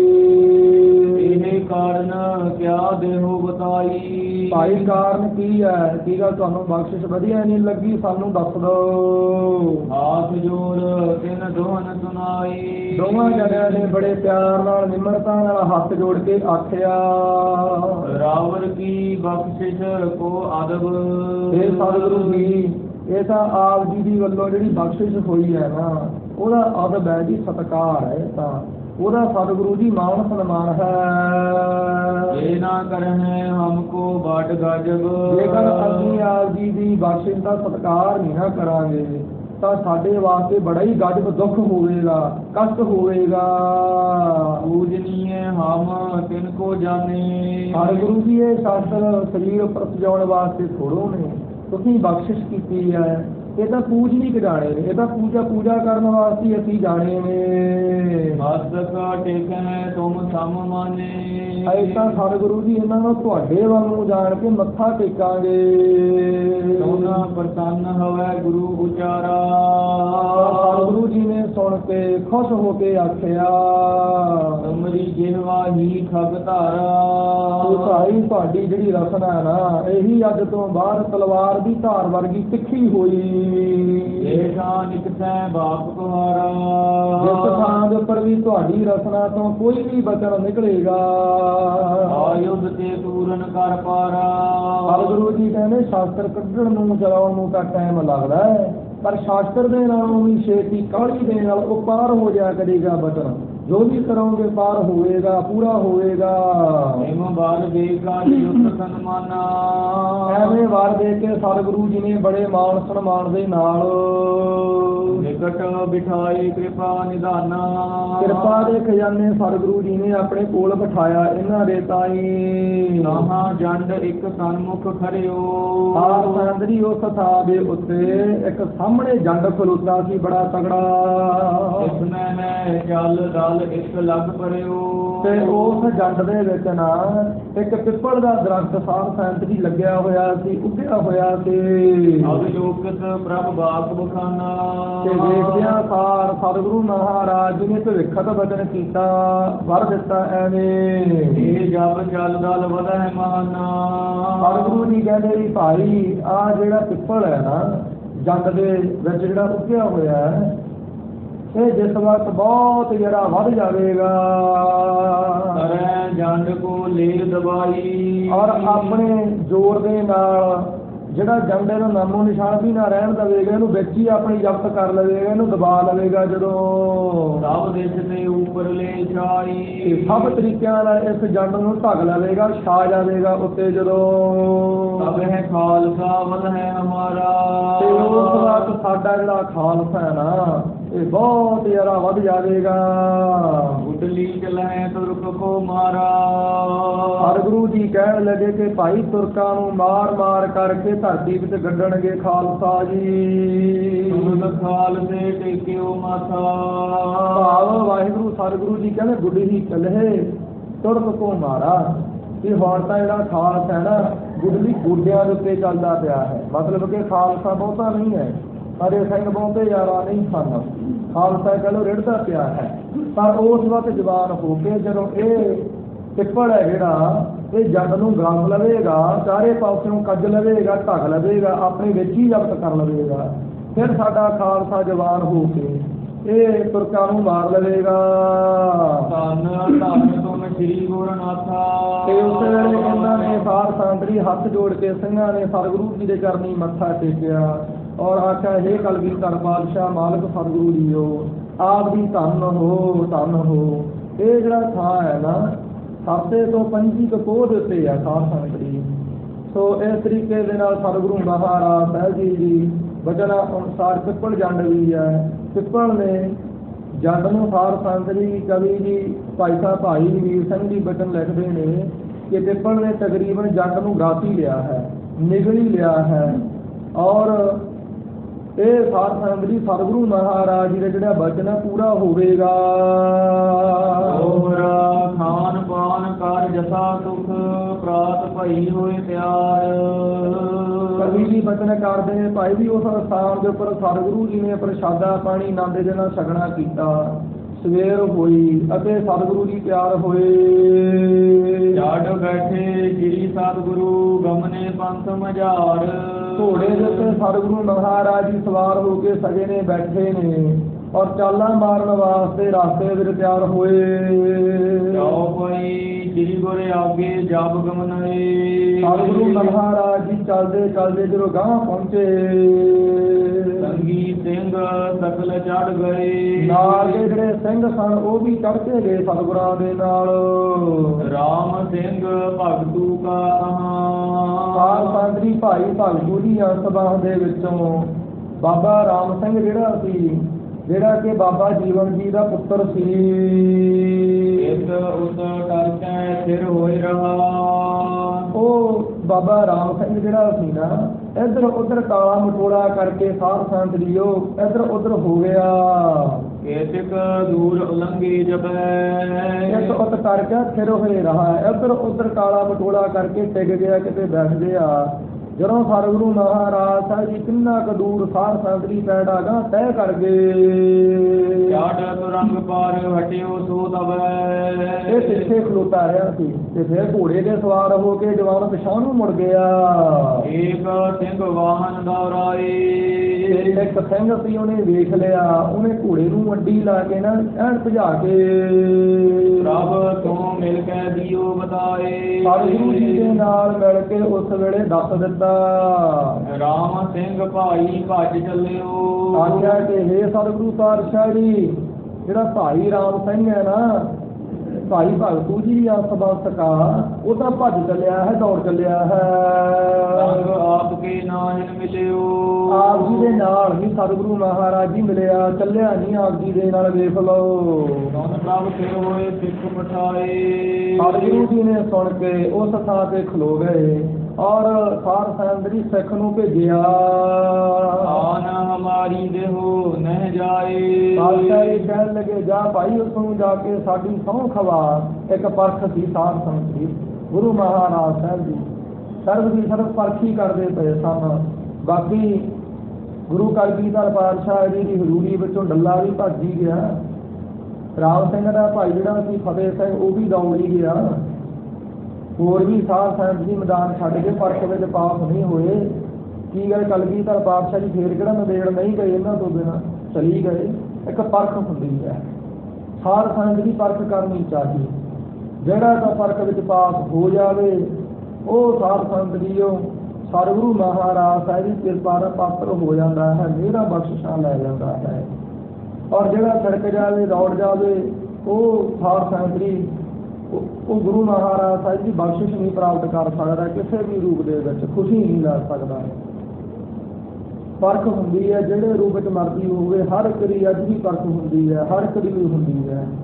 ਔਰ ਸਾਧ ਸੰਗਤ ਜੀ ਉਹ ਹੋਇਆ ਕਿ ਕਹਿੰਦੇ ਵੀ ਸਤਿਗੁਰੂ ਜੀ ਨੇ ਉਸ ਵੇਲੇ ਆਖਿਆ ਕਿ ਜਾ ਭਾਈ ਜਾ ਕਰਕੇ ਰਾਮ ਸਿੰਘ ਨੂੰ ਸਾਡੀ ਕਸਮ ਦੇ। ਸਹੁੰ ਖਵਾਰੇ 3 ਕਸਮਾਂ ਦੇਣੀਆਂ ਹਨ, ਤੂੰ ਲਕੀਰ ਖਿੱਚ ਦੇਵੀਂ ਜਾ ਕੇ ਅੱਗੇ।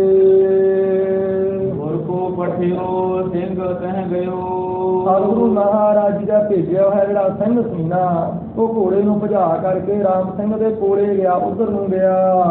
ਰਾਮ ਸਿੰਘ ਠਹਿਰੋ ਕਹਿ ਦਇਓ। ਤੇ ਦੂਰੋਂ ਹਾਕ ਮਾਰਿਓ ਭਾਈ ਰਾਮ ਸਿਓ ਖਲੋਤਾ ਰਹੇ ਸਥਾ ਤੇ। ਪ੍ਰਭ ਹੋਏ ਭੇਜਾ ਦੇ ਤ੍ਰੈ ਆਨ। ਸਤਿਗੁਰੂ ਮਹਾਰਾਜ ਸਾਹਿਬ ਜੀ ਨੇ ਮੈਨੂੰ ਭੇਜਿਆ 3 ਸਹੁੰਆਂ ਦੇ ਕੇ 3 ਕਸਮਾਂ ਦੇ ਕੇ ਭੇਜਿਆ ਹੈ। ਦੀਨ ਲਕੀਰ ਨਾ ਉਲੰਘ ਪਿਆਨ। ਤੇ ਅੱਗੇ ਜਾ ਕੇ ਸਾਧ ਸੰਗਤ ਦੀ ਸਿੰਘ ਨੇ 3 ਲਕੀਰਾਂ ਖਿੱਚ ਦਿੱਤੀਆਂ ਵੀ ਇਹ 3 ਕਸਮਾਂ ਨੇ ਸਤਿਗੁਰੂ ਮਹਾਰਾਜ ਜੀ ਦੀਆਂ, ਤੂੰ ਇਹਨਾਂ ਨੂੰ ਲੰਘੀ ਨਾ, ਇਹਨਾਂ ਨੂੰ ਲੰਘ ਕੇ ਨਾ ਜਾਵੇਂ। ਸੰਗ ਚੱਲੋ ਸਗਰੇ ਸੁਖ ਦੀਨ।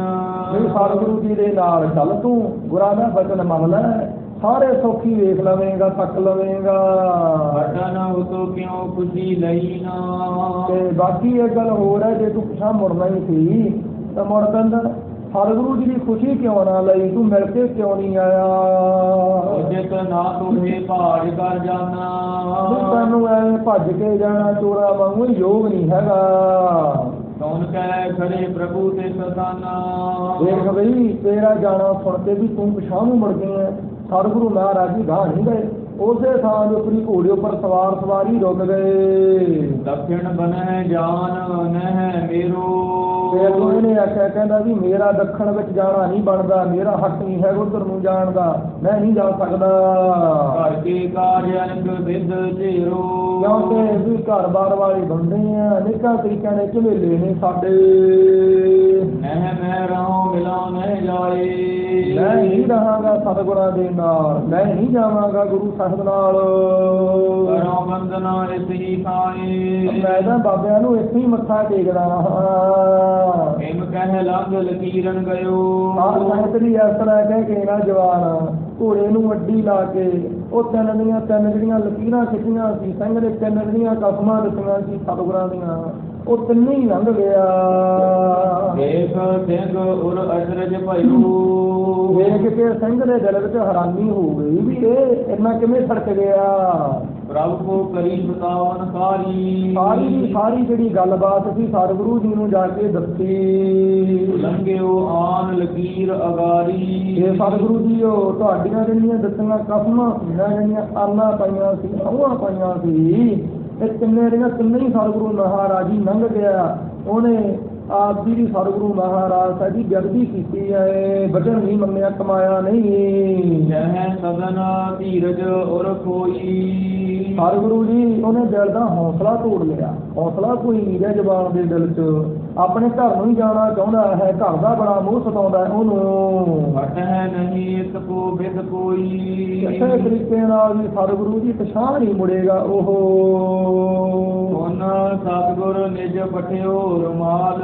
ਫਿਰ ਸਤਿਗੁਰੂ ਜੀ ਨੇ ਆਪਣੇ ਸਾਰ ਸੰਗਤ ਦੀ ਹਸਤ ਕਮਲਾਂ ਵਿੱਚੋਂ ਨਾ ਰੁਮਾਲ ਬਖਸ਼ਿਆ। ਆਗੇ ਦੇਹੋ ਤਿਸੀ ਕੇ ਡਾਲ। ਤੇ ਸਤਿਗੁਰੂ ਜੀ ਨੇ ਉਹਨੂੰ ਆਖਿਆ ਵੀ ਭਾਈ ਜਾ ਕੇ ਰਾਮ ਸਿੰਘ ਦੇ ਅੱਗੇ ਇਹ ਰੁਮਾਲ ਤੂੰ ਸੁੱਟ ਦਵੀਂ, ਰੱਖ ਦਵੀਂ। ਕਹਿਓ ਕਿ ਗੁਰੂ ਪਾਗ ਇਹ ਜਾਨ। ਤੇ ਨਾਲੇ ਬਚੇ ਰਾਖੀ ਵੀ ਇਹਨੂੰ ਆਮ ਰੁਮਾਲ ਨਾ ਸਮਝੀ ਵੀ ਇਹ ਸਰਬ ਦੀ ਸਰਪ ਇੱਕ ਟੁਕੜਾ ਹੈ ਕੱਪੜੇ ਦਾ, ਇਹ ਗੁਰੂ ਮਹਾਰਾਜ ਜੀ ਦੀ ਪੱਗ ਸਮਝ ਲੈ। ਇਸ ਕੋ ਉਲੰਘ ਨਾ ਬਨਹਿ ਸੋ ਮਾਨ। ਇਹ ਸਤਿਗੁਰਾਂ ਦੀ ਦਸਤਾਰ ਹੈ ਭਾਈ, ਇਹਨੂੰ ਪੱਗ ਜਾਣੀ ਤੇ ਇਹਨੂੰ ਲੰਘ ਕਰਕੇ ਜਾਣਾ ਤੇਰਾ ਬਣਦਾ ਨਹੀਂ ਹੈ। ਸਿੰਘ ਘੋੜਾ ਦੌੜਾਏ। ਤੇ ਸੋਨਿਆ ਸਾਰ ਸਿੰਘ ਨੇ ਘੋੜੇ ਨੂੰ ਭਜਾਇਆ ਹੈ, ਦੜਾਇਆ ਹੈ। ਆਨ ਮਿਲਿਓ ਗਮਨਤ ਜਿਸ ਥਾਏ। ਤੇ ਆਣ ਕਰਕੇ ਸਾਰ ਸਿੰਘ ਜੀ ਉਸ ਥਾਂ ਤੇ ਮਿਲਿਆ ਜਿਸ ਥਾਂ ਤੇ ਰਾਮ ਸਿੰਘ ਜਾ ਰਿਹਾ ਸੀ। ਮਗ ਮੈਂ ਡਾਰਿਓ ਦਿਓ ਸੁਨਾਏ। ਔਰ ਘੋੜਾ ਅੱਗੇ ਕਰਕੇ ਗੁਰੂ ਕੇ ਸਿੰਘ ਨੇ ਸਾਰ ਸੰਤ ਦੀ ਭੁੰਜੇ ਉਤਰ ਕੇ ਨਾ ਉਹ ਜਿਹੜਾ ਰਮਾਲ ਸਭ ਗੁਰੂ ਮਹਾਰਾਜ ਜੀ ਨੇ ਬਖਸ਼ਿਆ ਸੀ, ਆਪਣੀ ਜਿਹੜੀ ਦਸਤਾਰ ਹੀ ਬਖਸ਼ੀ ਸੀ, ਹੈ ਰਮਾਲ ਸੀ। ਸਤਿਗੁਰੂ ਜੀ ਨੇ ਕਹਿੰਦੇ ਉਹਨੂੰ ਦਸਤਾਰ ਜਾਣਨਾ, ਕੱਪੜਾ ਨਾ ਸਮਝਿਓ। ਉਹ ਜਿਹੜੀ ਦਸਤਾਰ ਸੀ ਨਾ ਅੱਗੇ ਸਾਰ ਸੰਤ ਦੀ ਰੱਖ ਦਿੱਤੀ, ਰਮਾਲ ਅੱਗੇ ਰੱਖਿਆ। ਇਹ ਗੁਰ ਪਾਗ ਨਾ ਉਲੰਘਣ ਪਾਏ। ਆਖਿਆ ਵੀ ਸੱਜਣਾ ਨੂੰ ਰਮਾਲ ਨਾ ਸਮਝੀ, ਇਹ ਸਤਿਗੁਰਾਂ ਦੀ ਪੱਗ ਹੈ, ਗੁਰੂ ਪਾਤਸ਼ਾਹ ਜੀ ਨੇ ਦਿੱਤੀ ਹੈ, ਔਰ ਇਹਨੂੰ ਨਾ ਲੰਘ ਕੇ ਜਾ। ਹਟੋ ਪਿਛੇਰੇ ਮਿਲ ਕਰ ਮਿਲੋ। ਜਾ ਵੀ ਤੂੰ ਪਛਾਣ ਨੂੰ ਮੁੜ ਜਾ, ਸਤਿਗੁਰੂ ਮਹਾਰਾਜ ਜੀ ਦੇ ਨਾਲ ਮਿਲ ਕੇ ਪਿਆਰ ਨਾਲ ਮਿਲ ਉਸ ਥਾਂ ਤੇ ਟਿਕ। ਇਸੀ ਬਾਤ ਮੈਂ ਲੱਗ ਨਿਜ ਭਲੋ। ਤੂੰ ਇਸੇ ਗੱਲ ਦੇ ਵਿੱਚ ਹੀ ਆਪਣਾ ਭਲਾ ਸਮਝ ਲੈ। ਰਾਮ ਸਿੰਘ ਬੋਲਿਓ ਮੈਂ ਜਾਣਾ। ਉਸ ਵੇਲੇ ਰਾਮ ਸਿੰਘ ਬੋਲਿਆ, ਕਹਿੰਦਾ ਮੈਂ ਜਾਣੀ ਹੈ ਸਾਰੀ ਗੱਲਬਾਤ। ਹਟਿਓ ਨਾ ਜੈ ਹੈ ਨਿਸ਼ਚੈ ਮਾਨਾ। ਮੈਂ ਚੰਗੀ ਤਰ੍ਹਾਂ ਨਿਸ਼ਚਾ ਕਰਕੇ ਤਸੱਲੀ ਬਖਸ਼ ਜਾਣ ਲਿਆ ਕਿ ਮੇਰੇ ਕੋਲੋਂ ਪਛਾਣ ਨਹੀਂ ਮੁੜਿਆ ਜਾਣਾ। ਦੱਖਣ ਦੂਰ ਦੇਸ਼ ਹਮ ਘਰ ਦੇ। ਸਾਡੇ ਘਰ ਤੋਂ ਜਿਹੜਾ ਦੱਖਣ ਦਾ ਇਲਾਕਾ ਹੈ ਨਾ ਬਹੁਤ ਦੂਰ ਹੈ। ਆਨ ਲਾਭ ਸੁਧ ਕੋਈ ਨਾ ਕਰਤੇ। ਦੇਖੋ ਵੀ ਇੰਨੀ ਦੂਰ ਚਲੇ ਜਾਈਏ, ਸਾਨੂੰ ਉਸ ਥਾਂ ਤੇ ਪਹੁੰਚ ਕੇ ਘਰ ਦੀ ਖਬਰਦਾਰ ਥੋੜ੍ਹੀ ਮਿਲਣੀ ਹੈ ਕਿ ਸਾਡੇ ਘਰ ਦੇ ਵਿੱਚ ਨੁਕਸਾਨ ਹੋ ਗਿਆ, ਲਾਭ ਹੋ ਗਿਆ, ਕੋਈ ਨਹੀਂ ਖਬਰਸਾਰ ਮਿਲਣੀ। ਹਮ ਤੇ ਤਿਆਗਿਓ ਜਾਏ ਨਾ ਸਦਨ। ਬਾਕੀ ਸਾਡੇ ਕੋਲੋਂ ਵੀ ਘਰ ਬਾਰ ਨਹੀਂ ਛੱਡਿਆ ਜਾ ਸਕਦਾ। ਲੱਗਿਓ ਨਾ ਜਾਏ ਗੁਰੂ ਕੇ ਬਦਨ। ਔਰ ਜੇ ਹੁਣ ਮੈਂ ਮੁੜਨਾ ਵੀ ਚਾਹਾਂ, ਮੇਰੇ ਕੋਲ ਸਤਿਗੁਰੂ ਮਹਾਰਾਜ ਜੀ ਦੇ ਮੱਥੇ ਹੀ ਨਹੀਂ ਲੱਗਿਆ ਜਾਣਾ, ਕਿਉਂਕਿ ਮੈਂ ਭੱਜ ਕੇ ਆ ਗਿਆ ਇੱਕ ਵਾਰੀ। ਇਹਨੂੰ ਕਹੇ ਉਲੰਘ ਰੁਮਾਲ ਚੜਾਇਓ। ਇਸ ਤਰ੍ਹਾਂ ਕਹਿ ਕੇ ਸਾਰ ਸੰਗਰੀ ਜਿਹੜੀ ਸਤਿਗੁਰੂ ਮਹਾਰਾਜ ਜੀ ਵੱਲੋਂ ਉਹ ਦਸਤਾਰ ਸੀ ਨਾ, ਉਹ ਜਿਹੜਾ ਰਮਾਲ ਸੀਗਾ ਰੱਖਿਆ ਹੋਇਆ, ਉਹਨੂੰ ਟੱਪ ਗਿਆ, ਇਹ ਲੰਘ ਗਿਆ। ਡਾਲ ਮੂਲ ਇੱਕ ਬਾਰ ਨਸਾਇਓ। ਕਵੀ ਜੀ ਕਹਿੰਦੇ ਓਏ ਇਹ ਰਾਮ ਸਿੰਘ ਨੇ ਨਾ ਮੂਲ ਜੜਾਂ ਦੇ ਸਮੇਤ ਟਾਹਣੀਆਂ ਟੂਣੀਆਂ ਇੱਕੇ ਵੇਰੀ ਨਾਸ਼ ਕਰ ਲੈਣਾ। ਮਤਲਬ ਕਿ ਜਿਵੇਂ ਸਾਰ ਸੰਗਰੀ ਇੱਕ ਨਾ ਟਾਹਣੀ ਵੱਢੀ ਗਈ, ਕੋਈ ਗੱਲ ਨਹੀਂ, ਜੜ ਤਾਂ ਹੈਗੀ ਹੋਈ ਹੈ, ਦੁਆਰੇ ਰੁਕ ਪਵੇਗੀ ਟਾਹਣੀ। ਇੱਕ ਹੁੰਦੀ ਸਾਰ ਸੰਗਰੀ ਜੜ ਵੀ ਪੁੱਟਿਆ ਗਿਆ, ਤੇ ਜੜ ਪੁੱਟੀ ਜਾਵੇ ਟਾਹਣੀਆਂ ਟੂਣੀਆਂ ਆਪਣੇ ਆਪ ਹੀ ਸੁੱਕ ਜਾਂਦੇ ਹੁੰਦਾ, ਕੋਈ ਪੱਲੇ ਨਹੀਂ ਰਹਿੰਦਾ। ਭਾਈ ਸਾਹਿਬ ਜੀ ਕਹਿਣ ਲੱਗੇ ਵੀ ਟਾਹਣੀਆਂ ਦੇ ਸਮੇਤ ਜੜਾਂ ਦੇ ਸਮੇਤ ਸਾਰਾ ਕੁਝ ਇੱਕੇ ਵਾਰ ਦੇ ਵਿੱਚ ਝਟਕੇ ਦੇ ਵਿੱਚ ਹੀ ਨਾਸ਼ ਕਰ ਲਿਆ। ਪਿਛਲਾ ਜਪ ਤਪ ਜਿਹੜਾ ਅਸੀਂ ਮਾੜਾ ਮੋਟਾ ਉਹ ਵੀ ਨਾਸ ਕਰ ਲਿਆ। ਸਤਿਗੁਰੂ ਮਹਾਰਾਜ ਦੀ ਬਖਸ਼ਿਸ਼ ਤੋਂ ਜਮਾਂ ਹੀ ਵਾਂਝੇ ਹੋ ਗਏ। ਗਇਓ ਹਟ ਸਤਿਗੁਰ ਪਾਸ। ਮਤਲਬ ਕਿ ਸਾਰ ਸੰਦਰੀ ਅੱਗੇ ਸਾਰੀ ਗੱਲਬਾਤ ਖੁੱਲੇਗੀ ਵੀ ਇਹਨਾਂ ਦੀ ਅੰਸ਼ ਨੂੰ ਵੀ ਦੁੱਖ ਹੋਵੇਗਾ, ਕਸ਼ਟ ਪਹੁੰਚੇਗਾ। ਔਰ ਸਾਰ ਸੰਦਰੀ ਸਤਿਗੁਰੂ ਜੀ ਦਾ ਜਿਹੜਾ ਸਿੰਘ ਸੀ ਨਾ ਉਹ ਸਤਿਗੁਰੂ ਜੀ ਦੇ ਪਾਸ ਜਾ ਪਹੁੰਚਿਆ। ਮੁਝ ਤੇ ਤਜਿਓ ਨਾ ਜਾਏ ਆਵਾਜ਼। ਜਾ ਕੇ ਦੱਸਿਆ ਵੀ ਸਤਿਗੁਰੂ ਜੀ ਉਹ ਕਹਿੰਦਾ ਮੇਰੇ ਕੋਲੋਂ ਘਰ ਬਾਰ ਨਹੀਂ ਛੱਡਿਆ ਜਾ ਸਕਦਾ। ਸੋਨਾ ਪ੍ਰਭ ਕੋ ਰਿਤ ਭਈ ਬਖਾਨ। ਤੇ ਸੁਣ ਕੇ ਸਤਿਗੁਰੂ ਮਹਾਰਾਜ ਸਾਹਿਬ ਜੀ ਫਿਰ ਫੁਰਤੀ ਬਚਨ ਕਰਨ ਵਾਲੇ ਸਨ ਪਾਤਸ਼ਾਹ ਜੀ। ਸਾਰ ਸੰਦਰੀ ਸਤਿਗੁਰੂ ਜੀ ਨੂੰ ਬਹੁਤ ਨਾਰਾਜ਼ਗੀ ਹੋ ਗਈ ਤੇ ਇਉਂ ਆਖਿਆ ਜੋ ਘਰ ਤਿਆਗ ਨਾ ਸਕੈ ਅਜਾਨ। ਆਖਿਆ ਉਹ ਜਿਹੜਾ ਅਣਜਾਣ ਮੂਰਖ ਬੰਦਾ ਘਰ ਨਹੀਂ ਛੱਡ ਸਕਦਾ। ਏਕ ਮਾਸ ਲਗ ਟੱਕਰ ਮਾਰੈ। ਫਿਕਰ ਨਾ ਕਰੋ, ਘਰ ਪਹੁੰਚ ਜਾਵੇਗਾ ਪਰ 1 ਮਹੀਨੇ ਤੱਕ ਨਾ ਘਰ ਦੇ ਵਿੱਚ ਹੀ ਟੱਕਰਾਂ ਮਾਰੀ ਜਾਵੇਗਾ, ਕੰਧਾਂ 'ਚ ਸਿਰ ਮਾਰੇਗਾ। ਉਹਨਾਂ ਸਹਿਤ ਘਰ ਕੋ ਤਿਆਗ ਸਿਧਾਰ ਹੈ। ਫਿਰ ਉਸ ਘਰ ਨੂੰ ਛੱਡ ਕੇ ਪਰਲੋਕ ਨੂੰ ਚਲਿਆ ਜਾਵੇਗਾ, ਮੁੱਕ ਜਾਵੇਗਾ, ਚੜ੍ਹਾਈ ਕਰ ਜਾਏਗਾ। ਡੱਲੇ ਸਹਿਤ ਜਿਤ ਭੱਜ ਗਏ। ਆ ਜਿਹੜੇ ਡੱਲੇ ਬੰਦੇ ਵਰਗੇ ਸਾਰੇ ਦੇ ਸਾਰੇ ਭੱਜੇ ਹਨ, ਸਾਰੇ ਦੇ ਸਾਰੇ। ਦੋ ਜਮ ਨੇ ਪੂਰਨ ਗਹਿ ਲਏ। ਇਹ ਕਰਨਾ ਕਰੋ, ਇਹਨਾਂ ਨੂੰ ਵੀ ਜਮਦੂਤੀ ਲੈ ਕੇ ਜਾਵੇਗਾ। ਇਹ ਕੋਈ ਸੱਚਖੰਡ ਥੋੜੋ ਜਾਣੇ ਆ, ਬਚਨ ਨਹੀਂ ਕਮਾਇਆ, ਇਹ ਵੀ ਸਾਰੇ ਦੇ ਸਾਰੇ ਐਵੇਂ ਚੜ੍ਹਾਈ ਕਰ ਜਾਣਗੇ। ਜੋ ਹਮਕੋ ਇਸ ਛੋਰ ਸਿਧਾਏ। ਸਾਧ ਸੰਗਤ ਸਤਿਗੁਰੂ ਜੀ ਨੇ ਉਸ ਵੇਲੇ ਆਖਿਆ ਉਹ ਜਿਹੜੇ ਸਾਨੂੰ ਛੱਡ ਕੇ ਚਲੇ ਗਏ, ਸਾਥ ਜਿਨ੍ਹਾਂ ਨੇ ਛੱਡਿਆ ਉਹ ਤਾਂ ਉਹਨਾਂ ਕੋ ਜਮ ਗਹਿ ਸਹਤਾਏ। ਉਧਰਲੇ ਪਾਸੇ ਉਹਨੂੰ ਜਮਦੂਤ ਵੀ ਛੇਤੀ ਨਾਲ ਹੀ ਆਣ ਕੇ ਝਟਕੇ ਦੇ ਨਾਲ ਹੀ ਫੜ ਲੈਣਗੇ। ਏਮਾ ਦੇ ਸ਼ਰਾਪ ਚੱਲੇ ਪ੍ਰਭ ਆਗੇ। ਇਸ ਤਰ੍ਹਾਂ ਸਤਿਗੁਰੂ ਮਹਾਰਾਜ ਜੀ ਬਚਨ ਕਰਕੇ ਹੱਲਾ ਮਾਰ ਕੇ ਗਾਂਹ ਚਲੇ ਗਏ। ਅਟੇ ਜੋ ਸਗਰੇ ਆਪਦ ਭਾਗੇ। ਪਰ ਜਿੰਨੇ ਵੀ ਪਿਛਾਂਹ ਨੂੰ ਮੁੜੇ ਸਨ ਗੁਰੂ ਮਹਾਰਾਜ ਜੀ ਦੇ ਬਚਨਾਂ ਦੀ ਜਿਨ੍ਹਾਂ ਨੇ ਉਲੰਘਣਾ ਕੀਤੀ ਸੀ ਉਹ ਸਾਰ ਸੰਗਤ ਦੁੱਖਾਂ ਦੇ ਵਿੱਚ ਰੰਗੇ ਗਏ। ਕਹਿ ਲੋ ਵੀ ਦੁੱਖ ਉਹਨਾਂ ਦੇ ਉੱਤੇ ਟੁੱਟ ਕੇ ਪੈ ਨਿਕਲੇ। ਰਾਮ ਸਿੰਘ ਜਬ ਹਟ ਕਰ ਆਇਓ। ਜਦੋਂ ਭਾਈ ਰਾਮ ਸਿੰਘ ਵੀ ਹਟ ਕੇ ਆਇਆ, ਪਿਛਾਂਹ ਨੂੰ ਮੁੜਿਆ ਆਇਆ। ਭਇਓ ਬਾਵਰਾ ਘਰ ਪ੍ਰਗਟਾਇਓ। ਸਾਰ ਸੰਗਤ ਘਰ ਦੇ ਵਿੱਚ ਵੜਦਿਆਂ ਸਾਰੀ ਝੱਲਾ ਹੋ ਗਿਆ, ਕਮਲਾ ਹੋ ਗਿਆ। ਫਤਿਹ ਸਿੰਘ ਨੇ ਆਨ ਉਤਾਰਾ। ਤੇ ਇਹਦਾ ਜਿਹੜਾ ਭਾਈ ਸੀ ਛੋਟਾ ਫਤਿਹ ਸਿੰਘ, ਉਹਨੇ ਹਿਸਾਬ ਲੈ ਲਿਆ ਵੀ ਇਹ ਕੰਮ ਖਰਾਬ ਹੋ ਗਿਆ। ਉਹਨੇ ਫਿਰ ਘੋੜੇ ਤੋਂ ਫੜ ਕੇ ਲਾਇਆ, ਘੋੜੇ ਦੇ ਉੱਤੇ ਬੈਠੇ ਹੀ ਸਾਰ ਸੰਗਤ ਦੀ ਕਮਲਾ ਹੋ ਗਿਆ। ਘਰ ਦੇ ਵਿੱਚ ਪੈਰ ਪਾਉਣ ਦੀ ਦੇਰ ਹੀ ਸੀ, ਫਤਿਹ ਸਿੰਘ ਨੇ ਫੜ ਕੇ ਘੋੜੇ ਤੋਂ ਲਾਇਆ। ਪ੍ਰਵਿਸ਼ਿਓ ਆਪਣੇ ਸਦਨ ਮਝਾਰਾ। ਤੇ ਫਿਰ ਆਪਣੇ ਘਰ ਦੇ ਵਿੱਚ ਪ੍ਰਵੇਸ਼ ਹੋਇਆ। ਕੰਦਨ ਤੋਂ ਸਿਰ ਦੇ ਮਾਰ ਹੈ। ਫਿਰ ਕੀ ਸੀ 1 ਮਹੀਨੇ ਤੱਕ ਕੰਧਾਂ ਦੇ ਵਿੱਚ ਖੱਚ ਕੇ ਸਿਰ ਮਾਰਦਾ ਰਿਹਾ। ਘਰ ਕੋ ਸਭ ਗਹਿ ਹਟਕਾਰ ਤੇ ਹੈ। ਘਰ ਵਾਲੇ ਸਾਰੇ ਫੜ ਕੇ ਰੋਕਦੇ ਨੇ, ਰੁੱਸੇ ਮਾਰਦੇ ਨੇ, ਪਰ ਬਾਤ ਕੋਈ ਨਹੀਂ ਬਣਦੀ। ਉਧਰ ਡੱਲੇ ਪਰ ਆਪਦਾ ਪਰੀ। ਉਧਰਲੇ ਪਾਸੇ ਭਾਈ ਡੱਲੇ ਦੇ ਉੱਤੇ ਵੀ ਬਿਪਤਾ ਆਣ ਪਈ। ਭਇਓ ਰੋਗ ਤਨ ਹੋਵੇ ਜਰ ਜਰੀ। ਸਾਰ ਸੰਤਰੀ ਸਰੀਰ ਨੂੰ ਗੁੱਝਾ ਰੋਗ ਲੱਗ ਗਿਆ, ਕਮਜ਼ੋਰ ਹੋ ਗਿਆ, ਨਿੱਸਾ ਹੋ ਗਿਆ। ਆਪਰ ਜਿਤਕ ਤਾਜ ਗੁਰ ਆਏ। ਹੋਰ ਵੀ ਜਿੰਨੇ ਕੁ ਲੋਕ ਸਤਿਗੁਰੂ ਮਹਾਰਾਜ ਦਾ ਸਾਥ ਛੱਡ ਕੇ ਭੱਜੇ ਸਨ। ਸਭ ਕੋ ਸੰਕਟ ਲੀਨ ਦਬਾਏ। ਸਾਰਿਆਂ ਨੂੰ ਦੁੱਖਾਂ ਨੇ ਆਣ ਕੇ ਦਬਾ ਲਿਆ, ਘੇਰ ਲਿਆ। ਆਸ ਵਿਤਿਓ ਦੁੱਖ ਪਾਵਤ ਜਬੈ। 1 ਮਹੀਨਾ ਜਦੋਂ ਗੁਜ਼ਰ ਗਿਆ, ਦੁੱਖ ਪਾਉਂਦਿਆ ਹੋਇਆ ਕੰਧਾਂ 'ਚ ਸਿਰ ਮਾਰਦਿਆਂ। ਰਾਮ ਸਿੰਘ ਤਿਆਗਿਓ ਤਬੈ। ਸਤਿਗੁਰੂ ਜੀ ਦੇ ਬਚਨਾਂ ਅਨੁਸਾਰ ਰਾਮ ਸਿੰਘ ਨੇ ਆਪਣਾ ਸਰੀਰ ਸ਼ਾਂਤ ਕਰ ਦਿੱਤਾ। ਮਹੀ ਕੇਤਕ ਦਿਨ ਦੁੱਖ ਪਾਏ। ਐਵੇਂ ਸਾਰ ਸੰਤਰੀ ਕਿੰਨੇ ਕੁ ਦਿਨ ਦੁੱਖ ਪਾ ਕੇ ਅੱਲਾ ਮਰਿਓ ਹਿਰਦੇ ਪਛਤਾਏ। ਭਾਈ ਡੱਲਾ ਸਾਰ ਸੰਤਰੀ ਦਿਲ ਵਿੱਚ ਪਛਤਾਵਾ ਕਰਦਾ ਮਰ ਗਿਆ, ਚੜ੍ਹਾਈ ਕਰ ਗਿਆ। ਚੜੀ ਢਾੜਪੁਰ ਲੁੱਟਣ ਆਈ। ਕਹਿੰਦੇ ਵੀ ਇੱਕ ਵਾਰ ਕੀ ਹੋਇਆ ਵੀ ਲੁਟੇਰਿਆਂ ਦੀ ਧਾੜ ਜਿਹੜੀ ਸੀ ਨਾ, ਲੁਟੇਰਿਆਂ ਦਾ ਜਿਹੜਾ ਟੋਲਾ ਸੀ, ਜਿਹੜੀ ਧਾੜ ਸੀ, ਉਹ ਇਹਨਾਂ ਦੇ ਪਿੰਡ ਨੂੰ ਲੁੱਟਣ ਵਾਸਤੇ ਆ ਗਈ, ਸਾਬੋ ਕੀ ਤਲਵੰਡੀ ਵੱਲ। ਉਹਨਾਂ ਡੱਲੇ ਕੋ ਮਰਿਓ ਦਿਖਾਈ। ਤੇ ਉਹ ਕਿਵੇਂ ਆਈ ਵੀ ਭਾਈ ਡੱਲਾ ਚੜ੍ਹਾਈ ਕਰ ਗਿਆ। ਉਹਨਾਂ ਨੇ ਆਖਿਆ ਵੀ ਭਾਈ ਡੱਲਾ ਕਰ ਗਿਆ ਚੜ੍ਹਾਈ। ਡੱਲੇ ਦਾ ਸਿੱਕਾ ਚੱਲਦਾ ਸੀ, ਡੱਲੇ ਦੀ ਸ੍ਰੀ ਸਾਹਿਬ ਉੱਤੇ ਸਾਰ ਸੰਤਰੀ ਖੰਡਾ ਕਾਇਮ ਸੀ, ਜੋਰਾਵਰ ਜਰਵਾਣਾ ਸੀ ਇਹ। ਜਦੋਂ ਇਹ ਚੜਾਈ ਕਰ ਗਿਆ ਉਹ ਲੁਟੇਰੇ ਆਣ ਕੇ ਪੈ ਨਿਕਲੇ। ਉਸੇ ਪੌਤਰ ਦੋ ਖੇਲ ਸੋ ਪਾਗੇ। ਸਾਧ ਸੰਗਤ ਜੀ ਦੋ ਪੁੱਤਰੇ ਸਨ ਭਾਈ ਡੱਲੇ ਦੇ, ਉਹ ਖੇਡਦੇ ਵਿੱਚ ਰੰਗੇ ਹੋਏ ਸਨ, ਖੇਡੀ ਜਾ ਰਹੇ ਸਨ ਉਸ ਵੇਲੇ। ਇੱਕ ਲੈ ਤਕਵਾ ਦੌੜਿਓ ਆਗੇ।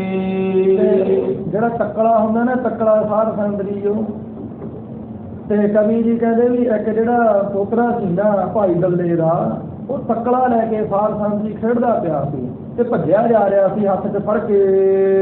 ਇੱਕ ਪਾਛੇ ਪਕੜਨ ਕੋ ਤਾਇਓ। ਤੇ ਇੱਕ ਉਹਨੂੰ ਫੜਨ ਦੇ ਵਾਸਤੇ ਮਗਰ ਮਗਰ ਦੌੜਦਾ ਪਿਆ ਸੀ। ਇੱਕ ਦੇ ਹੱਥ ਵਿੱਚ ਤੱਕਲਾ ਸੀ, ਉਹ ਅੱਗੇ ਭੱਜਦਾ ਪਿਆ ਸੀ, ਔਰ ਦੂਜਾ ਉਹਨੂੰ ਫੜਨ ਵਾਸਤੇ ਦੌੜਦਾ ਸੀ। ਗਿਰਿਓ ਕਰੇਜਾ ਤਕਵੇ ਕਾਇਓ। ਸਾਧ ਸੰਗਤ ਜੀ ਪੁੰਜੇ ਠੇਡਾ ਲੱਗ ਕੇ ਡਿੱਗ ਪਿਆ। ਉਹ ਜਿਹੜਾ ਤੱਕਲਾ ਸੀ ਨਾ ਕਲੇਜੇ ਵਿੱਚ ਜਾ ਵੱਜਿਆ। ਦੁੱਧੀ ਸੀਤਲਾ ਤੇ ਮਰ ਗਇਓ। ਤੇ ਇੱਕ ਤਾਂ ਐਵੇਂ ਚੜਾਈ ਕਰ ਗਿਆ, ਦੂਸਰੇ ਦੇ ਸੀਤਲਾ ਨਿਕਲ ਆਈ, ਜਿਹਨੂੰ ਲੋਕ ਸਾਧ ਸੰਗਤ ਜੀ ਮਾਤਾ ਕਹਿ ਦਿੰਦੇ ਨੇ ਆਮ ਲੋਕ, ਪਰ ਹੁੰਦੀ ਬਿਮਾਰੀ ਹੋਈ ਆ ਇਹ। ਸੋ ਉਹ ਜਿਹੜੀ ਸੀਤਲਾ ਸੀ ਨਿਕਲ ਆਈ ਉਹਦੇ। ਸਭ ਵੰਸ਼ ਦੇ ਨਾਸ਼ੀ ਪਇਓ। ਤੇ ਫਿਰ ਉਹ ਵੀ ਚੜਾਈ ਕਰ ਗਿਆ ਦੂਸਰਾ ਪੁੱਤਰਾ। ਐਵੇਂ ਸਾਧ ਸੰਗਤ ਜੀ ਸਾਰੀ ਦੀ ਸਾਰੀ ਜਿਹੜੀ ਅੰਸ ਬੰਸ ਸੀ ਭਾਈ ਡੱਲੇ ਦੀ ਵੀ ਚੜਾਈ ਕਰ ਗਈ। ਜੋ ਜੋ ਭਾਜੇ ਬਿਨ ਬਚ ਮਾਨੇ। ਅੱਜ ਦੇ ਸਮੇਂ ਦੇ ਵਿੱਚ ਸਾਧ ਸੰਗਤ ਜੀ ਜੇਕਰ ਉਸ ਥਾਂ ਤੇ ਭਾਈ ਡੱਲੇ ਦੇ ਘਰ ਦੇ ਵਿੱਚ ਸ਼ਾਸਤਰਾਂ ਦੇ ਦਰਸ਼ਨ ਕਰਾਉਂਦੇ ਨੇ ਨਾ, ਜਿਹੜੇ ਗੁਰੂ ਮਹਾਰਾਜ ਦੇ ਬਾਸਤਰਾਂ ਦੇ ਦਰਸ਼ਨ ਕਰਾਉਂਦੇ ਨੇ, ਉਹ ਸਾਧ ਸੰਗਤ ਜੀ ਚਾਚੇ ਤਾਏ ਦੇ ਗਾਂ ਦੀ ਗਾਂ ਪੁੱਤ ਪੁੱਤਰੇ ਹਨ। ਉਹ ਗਾਂ ਦੀ ਗਾਂ ਉਹਨਾਂ ਦੀ ਅੰਸ ਬੰਸ ਹੈ, ਭਾਈ ਡੱਲੇ ਦੀ ਆਪਣੀ ਅੰਸ ਬੰਸ ਕੋਈ ਨਹੀਂ। ਐਵੇਂ ਸਾਧ ਸੰਗਤ ਜੀ ਉਹ ਗੁਰੂ ਮਹਾਰਾਜ ਸਾਹਿਬ ਜੀ ਦਾ ਬਚਨ ਹੋਇਆ। ਇੱਕ ਪਰਖ ਦਾ ਸਮਾਂ ਹੁੰਦਾ ਹੈ, ਜਦੋਂ ਪਰਖ ਤੋਂ ਸਾਧ ਸੰਗਤ ਜੀ ਬੰਦਾ ਥੜਕ ਜਾਵੇ ਨਾ, ਫਿਰ ਗੁਰੂ ਮਹਾਰਾਜ ਸਾਹਿਬ ਜੀ ਦੀ ਕੋਈ ਖੁਸ਼ੀ ਨਹੀਂ ਹੁੰਦੀ। ਹੁਣ ਜਿਵੇਂ ਕਿ ਸ੍ਰੀ ਅਨੰਦਪੁਰ ਸਾਹਿਬ ਦੇ ਵਿੱਚ ਵੀ ਪਰਖੀ ਹੋਈ ਸੀ, ਜਦੋਂ ਘੇਰਾ ਪਿਆ, ਸਾਧ ਸੰਗਤ ਜੀ ਪੰਮੇ ਪ੍ਰੋਧ ਵਰਗਿਆਂ ਨੇ ਗਊਆਂ ਦੀਆਂ ਕਸਮਾਂ ਖਾਧੀਆਂ, ਵਾਅਦੇ ਕੀਤੇ। ਸਾਧ ਸੰਗਤ ਜੀ ਮੁਸਲਮਾਨਾਂ ਨੇ ਕੁਰਾਨ ਸ਼ਰੀਫ ਦੀ ਕਸਮ ਖਾਧੀ, ਮੁਹੰਮਦ ਸਾਹਿਬ ਨੂੰ ਹਾਜ਼ਰ ਨਾਜ਼ਰ ਮੰਨ ਕੇ ਵਾਅਦੇ ਕੀਤੇ। ਉਹ ਸਿੰਘਾਂ ਦੇ ਵਿੱਚ ਜਿਹੜੇ ਆਪਸ ਵਿੱਚ ਹੀ ਸਾਧ ਸੰਗਤ ਜੀ ਪਾੜ ਪਾ ਦਿੱਤਾ। ਸਿੰਘਾਂ ਨੂੰ ਆਖਿਆ ਵੀ ਤੁਸੀਂ ਗੁਰੂ ਮਹਾਰਾਜ ਨੂੰ ਮਨਾ ਲਓ। ਸਾਧ ਸੰਗਤ ਜੀ ਹੋਇਆ ਕਿ ਵੀ ਦੋ ਥਾਵਾਂ ਦੇ ਉੱਪਰ ਪਾੜ ਪੈ ਗਿਆ ਸਿੰਘਾਂ ਦੇ, ਤੇ ਦੋ ਜਥੇ ਬਣ ਗਏ। ਇੱਕ ਕਹਿਣ ਲੱਗੇ ਵੀ ਗੁਰੂ ਮਹਾਰਾਜ ਜੀ ਦਾ ਜਾਣ ਦੇ ਦਾਂਗੇ, ਪਰਵਾਹ ਕੋਈ ਨਹੀਂ ਹੈਗੀ ਵੀ। ਦੂਜਾ ਕਹਿਣ ਲੱਗਾ ਵੀ ਮਹਾਰਾਜ ਛੱਡੋ, ਇਹ ਕਿਲੇ ਨੂੰ ਛੱਡੋ। ਸਤਿਗੁਰੂ ਮਹਾਰਾਜ ਜੀ ਕਹਿਣ ਲੱਗੋ ਭਜੋ ਮਾਨਸੋ 8 ਮਹੀਨੇ ਕੱਟ ਦਿਓ ਸਰਬ ਦੀ ਸਰਤ, ਬਚਨ ਮੰਨੋ 8 ਮਹੀਨੇ ਕੱਟ ਦਿਓਗੇ। ਦੁਨੀਆ ਦਾ ਜਿਹੜਾ ਰਾਜ ਭਾਗ ਹੈ ਤੁਹਾਡੇ ਚਰਨਾਂ ਵਿੱਚ ਰੁਲੇਗਾ। ਸਾਰੇ ਦੇ ਸਾਰੇ ਜਿਹੜੇ ਤੁਹਾਡੇ ਦੁਸ਼ਮਣ ਨੇ ਇਹ ਆਪਣੇ ਆਪ ਹੀ ਖਲਤਾਂ ਲੈ ਲੈ ਕੇ ਪਹੁੰਚਣਗੇ। ਕਹਿੰਦੇ ਮਹਾਰਾਜ ਨਹੀਂ 8 ਮਹੀਨੇ ਨਹੀਂ ਮਹਾਰਾਜ ਹੁਣ ਵੀ ਕੱਟਿਆ ਜਾ ਸਕਦਾ, ਭੁੱਖੇ ਮਰ ਚੱਲੇ ਆ। ਪਾਤਸ਼ਾਹ ਜੀ ਕਹਿੰਦੇ ਉਹ ਐਂ ਕਰੋ 8 ਦਿਨ ਹੀ ਕੱਟ ਲਵੋ। ਕਹਿੰਦੇ ਨਹੀਂ ਮਹਾਰਾਜ 8 ਦਿਨ ਵੀ ਨਹੀਂ। ਫਿਰ ਸਤਿਗੁਰੂ ਜੀ ਉਹ 8 ਦਿਨ ਨਹੀਂ, ਉਹ 8 ਪਹਿਰ ਹੀ ਕੱਟ ਲਓ, 24 ਘੰਟੇ ਹੀ ਕੱਟ ਲਓ। 4 ਦਿਨ ਦਿਨ ਦੇ 4 ਘਰ ਦਿਨ ਦੇ ਹੁੰਦੇ ਨੇ, 4 ਪਹਿਰਾਂ ਦੀ ਵੀ ਰਾਤ ਹੁੰਦੀ ਹੈ। ਸਤਿਗੁਰੂ ਜੀ ਕਹਿੰਦੇ 24 ਘੰਟੇ ਹੀ ਕੱਟ ਲਓ। ਕਹਿੰਦੇ ਨਹੀਂ ਪਾਤਸ਼ਾਹ ਜੀ ਨਹੀਂ, ਆਏ ਵੀ ਹੋ ਸਕਦਾ। ਫਿਰ ਸਤਿਗੁਰੂ ਜੀ ਕਹਿੰਦੇ ਠੀਕ ਹੈ ਬਈ, ਜਿਹੜੇ ਲੋਕ ਜਿਨ੍ਹਾਂ ਨੇ ਸਾਡਾ ਵਚਨ ਨਹੀਂ ਨਾ ਮੰਨਿਆ, ਜਿਹੜੇ ਬਾਹਰ ਹੋ ਕੇ ਜਾਣਗੇ, ਸਾਡੇ ਤੋਂ ਹੁਕਮ ਤੋਂ ਬਾਹਰ ਹੋ ਕੇ ਜਾਣਗੇ, ਪਾਤਸ਼ਾਹ ਜੀ ਕਹਿੰਦੇ ਘਰਾਂ ਵਿੱਚ ਫਿਰ ਉਹ ਵੀ ਨਹੀਂ ਪਹੁੰਚ ਦੇਣਗੇ। ਫਿਰ 40 ਕੀ ਸਿੰਘ ਸਨ ਸਾਧ ਸੰਗਤ ਜੀ ਜਿਹੜੇ ਗੁਰੂ ਮਹਾਰਾਜ ਜੀ ਦੇ ਮਿੱਤਰੇ ਸਨ।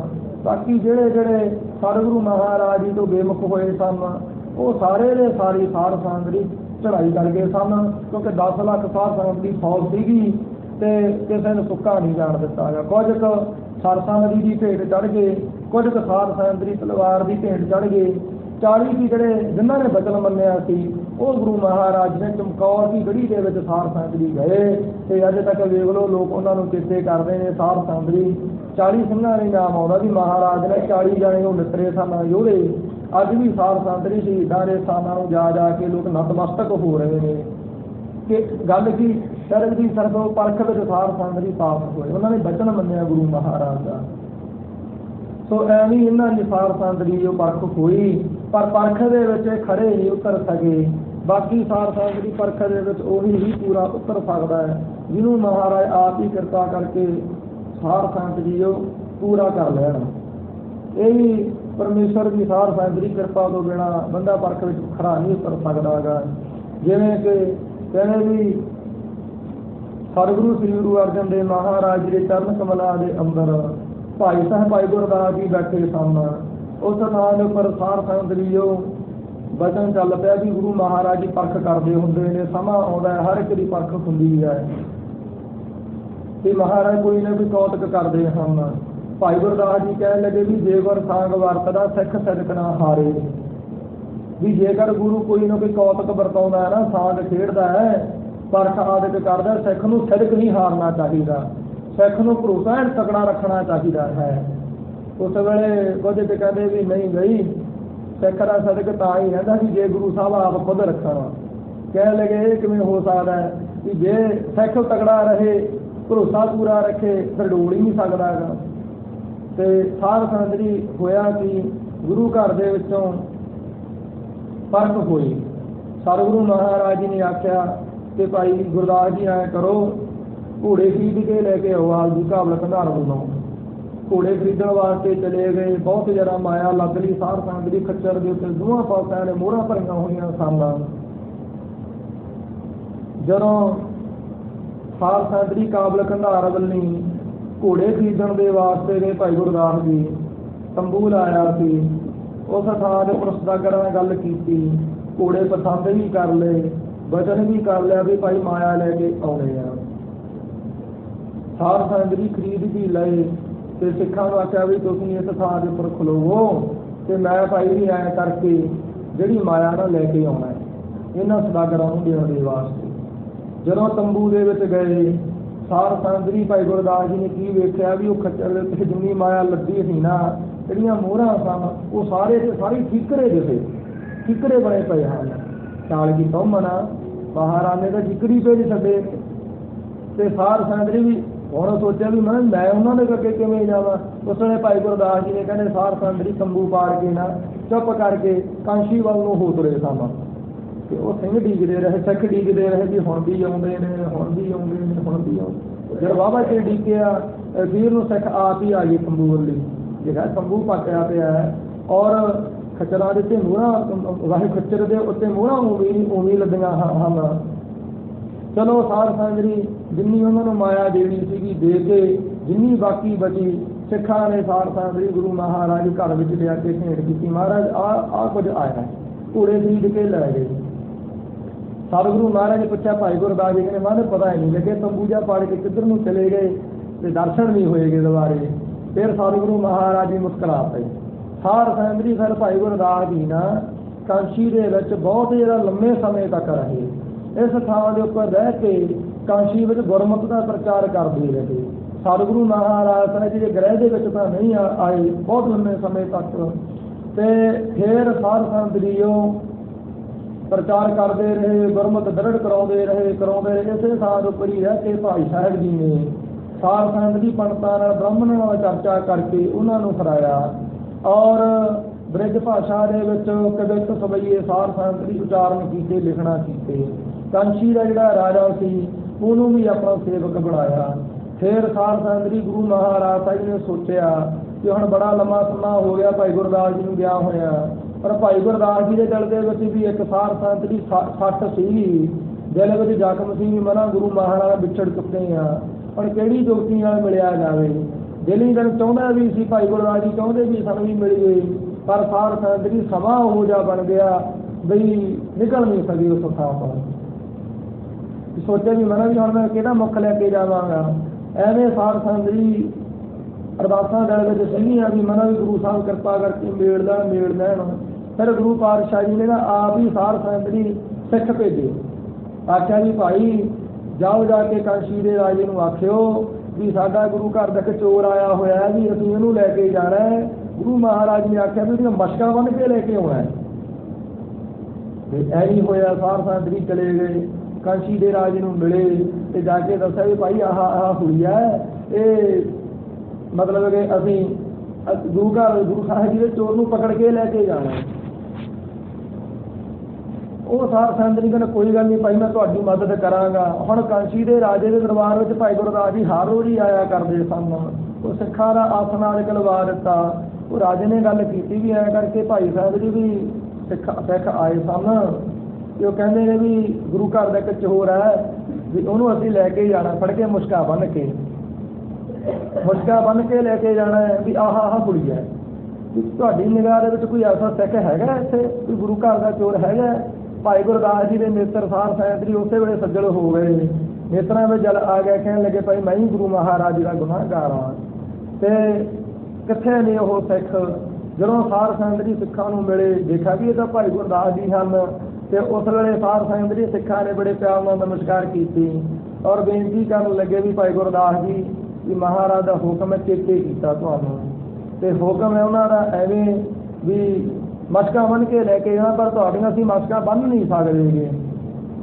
ਭਾਈ ਗੁਰਦਾਸ ਜੀ ਕਹਿੰਦੇ ਵੀ ਭਾਈ ਸਾਹਿਬ ਵੀ ਸਿੱਖੋ, ਬੇਨਤੀ ਹੈ ਵੀ ਜੇਕਰ ਤੁਸੀਂ ਮੈਨੂੰ ਆਪਣਾ ਭਾਈ ਸਮਝ ਰਹੇ ਹੋ ਫਿਰ ਗੁਰੂ ਮਹਾਰਾਜ ਜੀ ਦਾ ਬਚਨ ਪੂਰਾ ਕਰੋ, ਐਵੇਂ ਮੈਨੂੰ ਮਸ਼ਕਾਂ ਬੰਨ੍ਹ ਕੇ ਲੈ ਕੇ ਜਾਓ।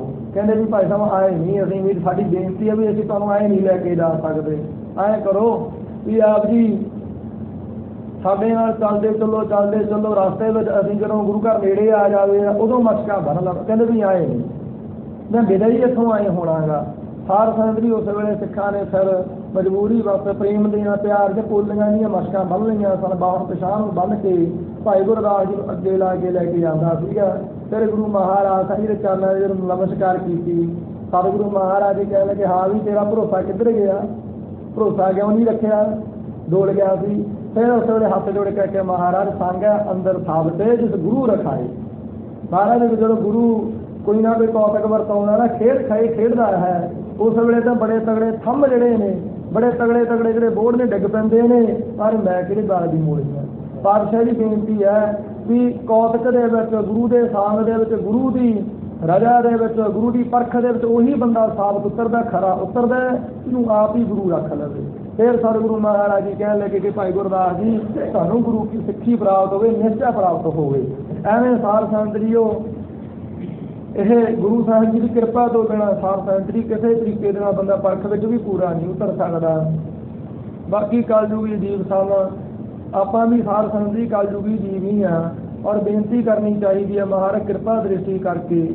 ਪਹਿਲੀ ਗੱਲ ਤਾਂ ਇਹੋ ਜਿਹੀ ਪਰਖ ਹੀ ਨਾ ਕਰੋ, ਜੇਕਰ ਆਪ ਜੀ ਕਰਦੇ ਹੋ ਤਾਂ ਮਹਾਰਾਜ ਕਿਰਪਾ ਕਰਕੇ ਆਪ ਹੀ ਮਿਹਰ ਕਰਕੇ ਤਰਸ ਕਰਕੇ ਪਰਖ ਵਿੱਚ ਪੂਰਾ ਖਰਾ ਆਪ ਹੀ ਉਤਾਰ ਲਵੋ, ਸਾਡੇ ਵਿੱਚ ਬਲ ਨਹੀਂ ਹੈਗਾ ਗਾ। ਭਾਈ ਮੰਝ ਜਿਹੜਾ ਸੀ ਨਾ, ਜਦੋਂ ਸਾਰ ਸੈਂਤਰੀ ਭਾਈ ਮੰਝ ਜੀ ਨੇ ਬਹੁਤ ਜ਼ਿਆਦਾ ਸੇਵਾ ਕੀਤੀ, ਗੁਰੂ ਸਾਹਿਬ ਜੀ ਦੇ ਚਰਨ ਕਮਲਾਂ ਨੂੰ ਪਰਸਦਾ ਰਿਹਾ, ਪਰਖ ਇੱਥੋਂ ਤੱਕ ਹੋ ਗਈ ਵੀ ਮਹਾਰਾਜ ਨੇ ਆਖਿਆ ਸਾਰ ਸੈਂਤਰੀ ਬਾਤ ਕਿਉਂ ਹੋਈ। ਭਾਈ ਮੰਝ ਜੀ ਜਦੋਂ ਆਏ ਪਹਿਲਾਂ ਸੇਵਾ ਕਰਦੇ ਰਹੇ, ਹਰ ਰੋਜ਼ 2 ਪੰਡਾਂ ਲੈ ਕੇ ਆਉਂਦੇ ਰਹੇ ਬਾਲਣ ਦੀਆਂ, ਚਰਨ ਪਰਸਦੇ ਰਹੇ ਮਹਾਰਾਜ ਦੇ, ਤੇ ਗੁਰੂ ਘਰ ਵਿੱਚੋਂ ਲੰਗਰ ਛਕ ਲੈਣਾ। ਸਤਿਗੁਰੂ ਜੀ ਨੇ ਇੱਕ ਦਿਨ ਬੁਲਾ ਲਿਆ, ਕਹਿਣ ਲੱਗੇ ਭਾਈ ਮੰਝ ਜੀ ਵੀ ਪ੍ਰਸ਼ਾਦਾ ਕਿੱਥੋਂ ਛਕਦੇ ਹੋ? ਕਹਿੰਦਾ ਮਹਾਰਾਜ ਲੰਗਰ ਵਿੱਚੋਂ ਛਕੀਦਾ। ਸਤਿਗੁਰੂ ਜੀ ਕਹਿੰਦੇ ਹਿਸਾਬ ਕਿਤਾਬ ਤਾਂ ਵੀ ਬਰੋਬਰ ਦਾ ਹੀ ਹੈ, ਤੂੰ ਲੰਗਰ ਛਕ ਲੈਣਾ ਤੇ ਬਾਲਣ ਲੈ ਆਉਣਾ। ਤੇ ਕਿਹਾ ਪਾਤਸ਼ਾਹ ਜੀ ਹੁਕਮ। ਸਤਿਗੁਰੂ ਜੀ ਕਹਿਣ ਲੱਗੇ ਵੀ ਜਿੱਥੋਂ ਮਰਜ਼ੀ ਲੰਗਰ ਛਕ, ਵੀ ਗੁਰੂ ਕੇ ਲੰਗਰ ਤੋਂ ਨਹੀਂ ਛਕਣਾਗਾ। ਫਿਰ ਇਹਨਾਂ ਦਾ 7 ਵਚਨ ਹੈ ਜੀ, ਸਾਰ ਸੈਂਤਰੀ ਹਰ ਰੋਜ਼ ਬਾਲਣ ਲੈ ਕੇ ਆਇਆ ਕਰੇ, ਪਰ ਸਿੱਖਾਂ ਦੇ ਜਿਹੜੇ ਝੂਠੇ ਭੋਰੇ ਹੁੰਦੇ ਨੇ, ਜਿਹੜਾ ਬੱਚਾ ਹੁੰਦਾ ਸੀ ਪ੍ਰਸ਼ਾਦਾ ਉਹ ਛਕ ਲਿਆ ਕਰੇ। ਥੋੜੇ ਕੁ ਦਿਨਾਂ ਬਾਅਦ ਮਹਾਰਾਜ ਨੇ ਹੋਰ ਕਸਵੱਟੀ ਲਾ ਕੇ ਕਹਿਣ ਲੱਗੇ ਕਿ ਭਾਈ ਬੁਲਾ ਕੇ ਲੈ ਕੇ ਆਓ ਭਾਈ ਮੰਝ ਨੂੰ, ਸਾਨੂੰ ਝੂਠ ਖਵਾਉਂਦਾ ਹਰ ਰੋਜ਼। ਸਾਰ ਸੈਂਤਰੀ ਜਾਂਦਾ, ਬੇਨਤੀ ਕੀਤੀ, ਮੈਂ ਹੁਕਮ ਕਹਿੰਦੇ ਭਾਈ ਤੂੰ ਸਾਨੂੰ ਹਰ ਝੂਠ ਖਵਾਉਣਾ ਹੈ। ਕਹਿੰਦਾ ਪਾਤਸ਼ਾਹ ਜੀ ਮੈਂ ਕਿਹੜੇ ਵੇਲੇ ਝੂਠ ਖਵਾਈ ਹੈ, ਐਸਾ ਦਾ ਸੁਭਾਗਾ ਸਮਾਂ ਆਇਆ ਹੀ ਨਹੀਂ ਵੀ ਮੈਂ ਤੁਹਾਨੂੰ ਕੋਈ ਗੱਫਾ ਪਾਣੀ ਛਕਾਵਾਂ।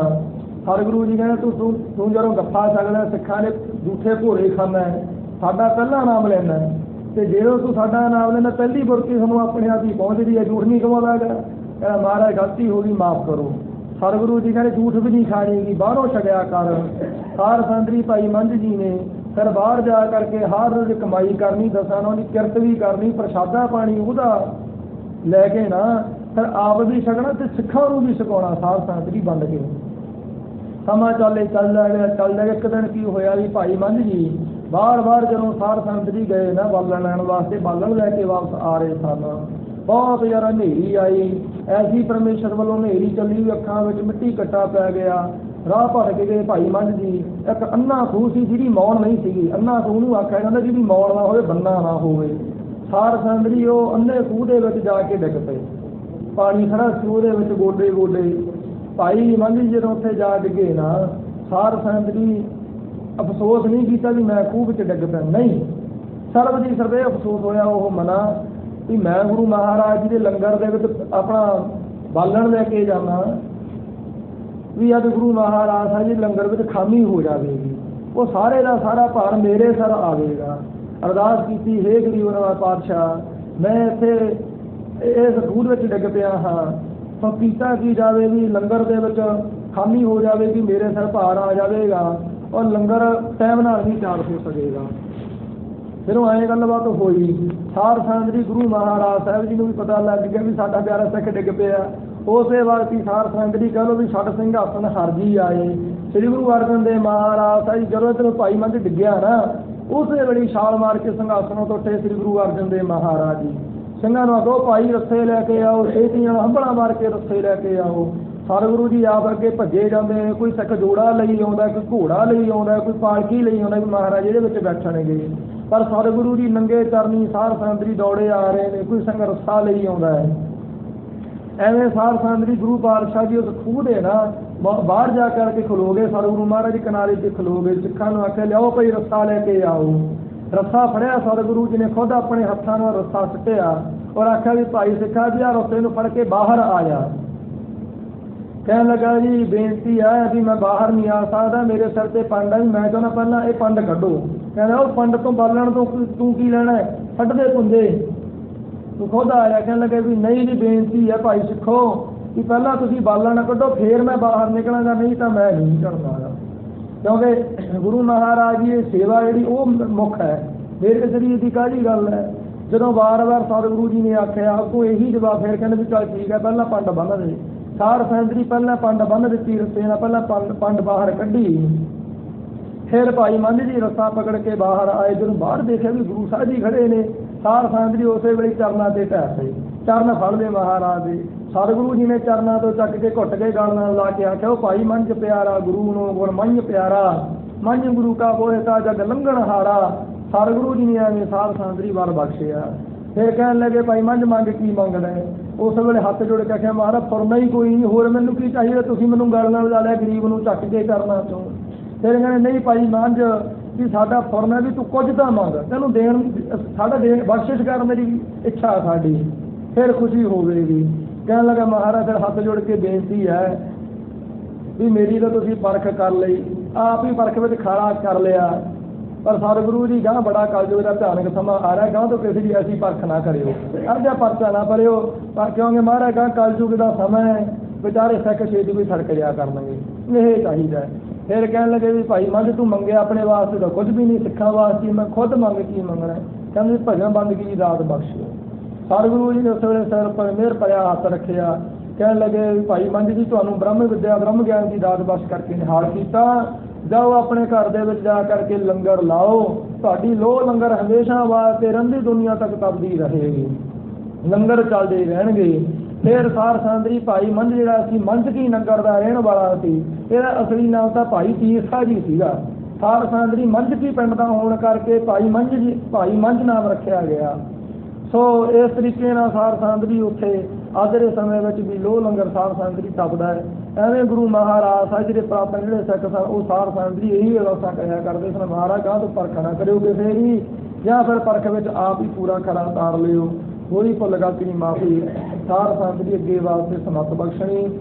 ਹੁਣ ਦੋ ਬੰਦਗਾ ਪੜ੍ਹ ਕੇ ਸਮਾਪਤੀ ਹੈ ਜੀ। ਉਹ ਜੋ ਭਾਜੇ ਬਿਨ ਵਟ ਮਾਨੇ, ਸੰਕਟ ਪਾਏ ਸੋ ਤਤ ਚਿਨਹਾਨੇ। ਜੋ ਜੋ ਭਾਜੇ ਬਿਨ ਵਟ ਮਾਨੇ, ਸੰਕਟ ਪਾਏ ਸੋ ਤਤ ਚਿਨਹਾਨੇ। हे गोविंद हे गोपाल हे दयाल लाल, प्राणनाथ अनाथ सखे दीन दर्द निवार। हे समर्थ अगम पूरन मोहे मया तार, अंधकूप महापयान नाथ पार उतार। वेद चौथ हे पार ब्रह्म अगनासी अगनाथ, हे पूरन हे सर्व मैं दुख ਭੰਜਨ ਗੁਣ ਤਾਸ हे ਸੰਗੀ हे ਨਿਰੰਕਾਰ हे ਨਿਰਗੁਣ ਸਭ ਟੇਕ हे ਗੋਬਿੰਦ हे ਗੁਣ ਨਿਧਾਨ ਜਾ ਕੈ ਸਦਾ ਵਿਵੇਕ हे ਅਪਰੰਪਰ ਹਰਿ ਹਰੇ ਹਰਿ ਪੀਓ ਅਨਹਾਰ हे ਸੰਤਹਿ ਕੈ ਸਦਾ ਸੰਗ ਨਿਰਹਾਰਾ ਆਧਾਰ हे ਠਾਕੁਰ ਹਉ ਦਾਸਰੋ ਮੈਂ ਨਿਰਗੁਣ ਗੁਣ ਨਹੀਂ ਕੋਈ ਨਾਨਕ ਦੀਜੈ ਨਾਮ ਦਾਨ ਰਾਖੋ ਹੀਐ ਬਰੋਏ ਆਏ ਪ੍ਰਭ ਸਰਣਾਗਤੀ ਕਿਰਪਾ ਨਿਤ ਦਇਆਲ ਏਕ ਅੱਖਰ ਹਰ ਮਨ ਬਸਤ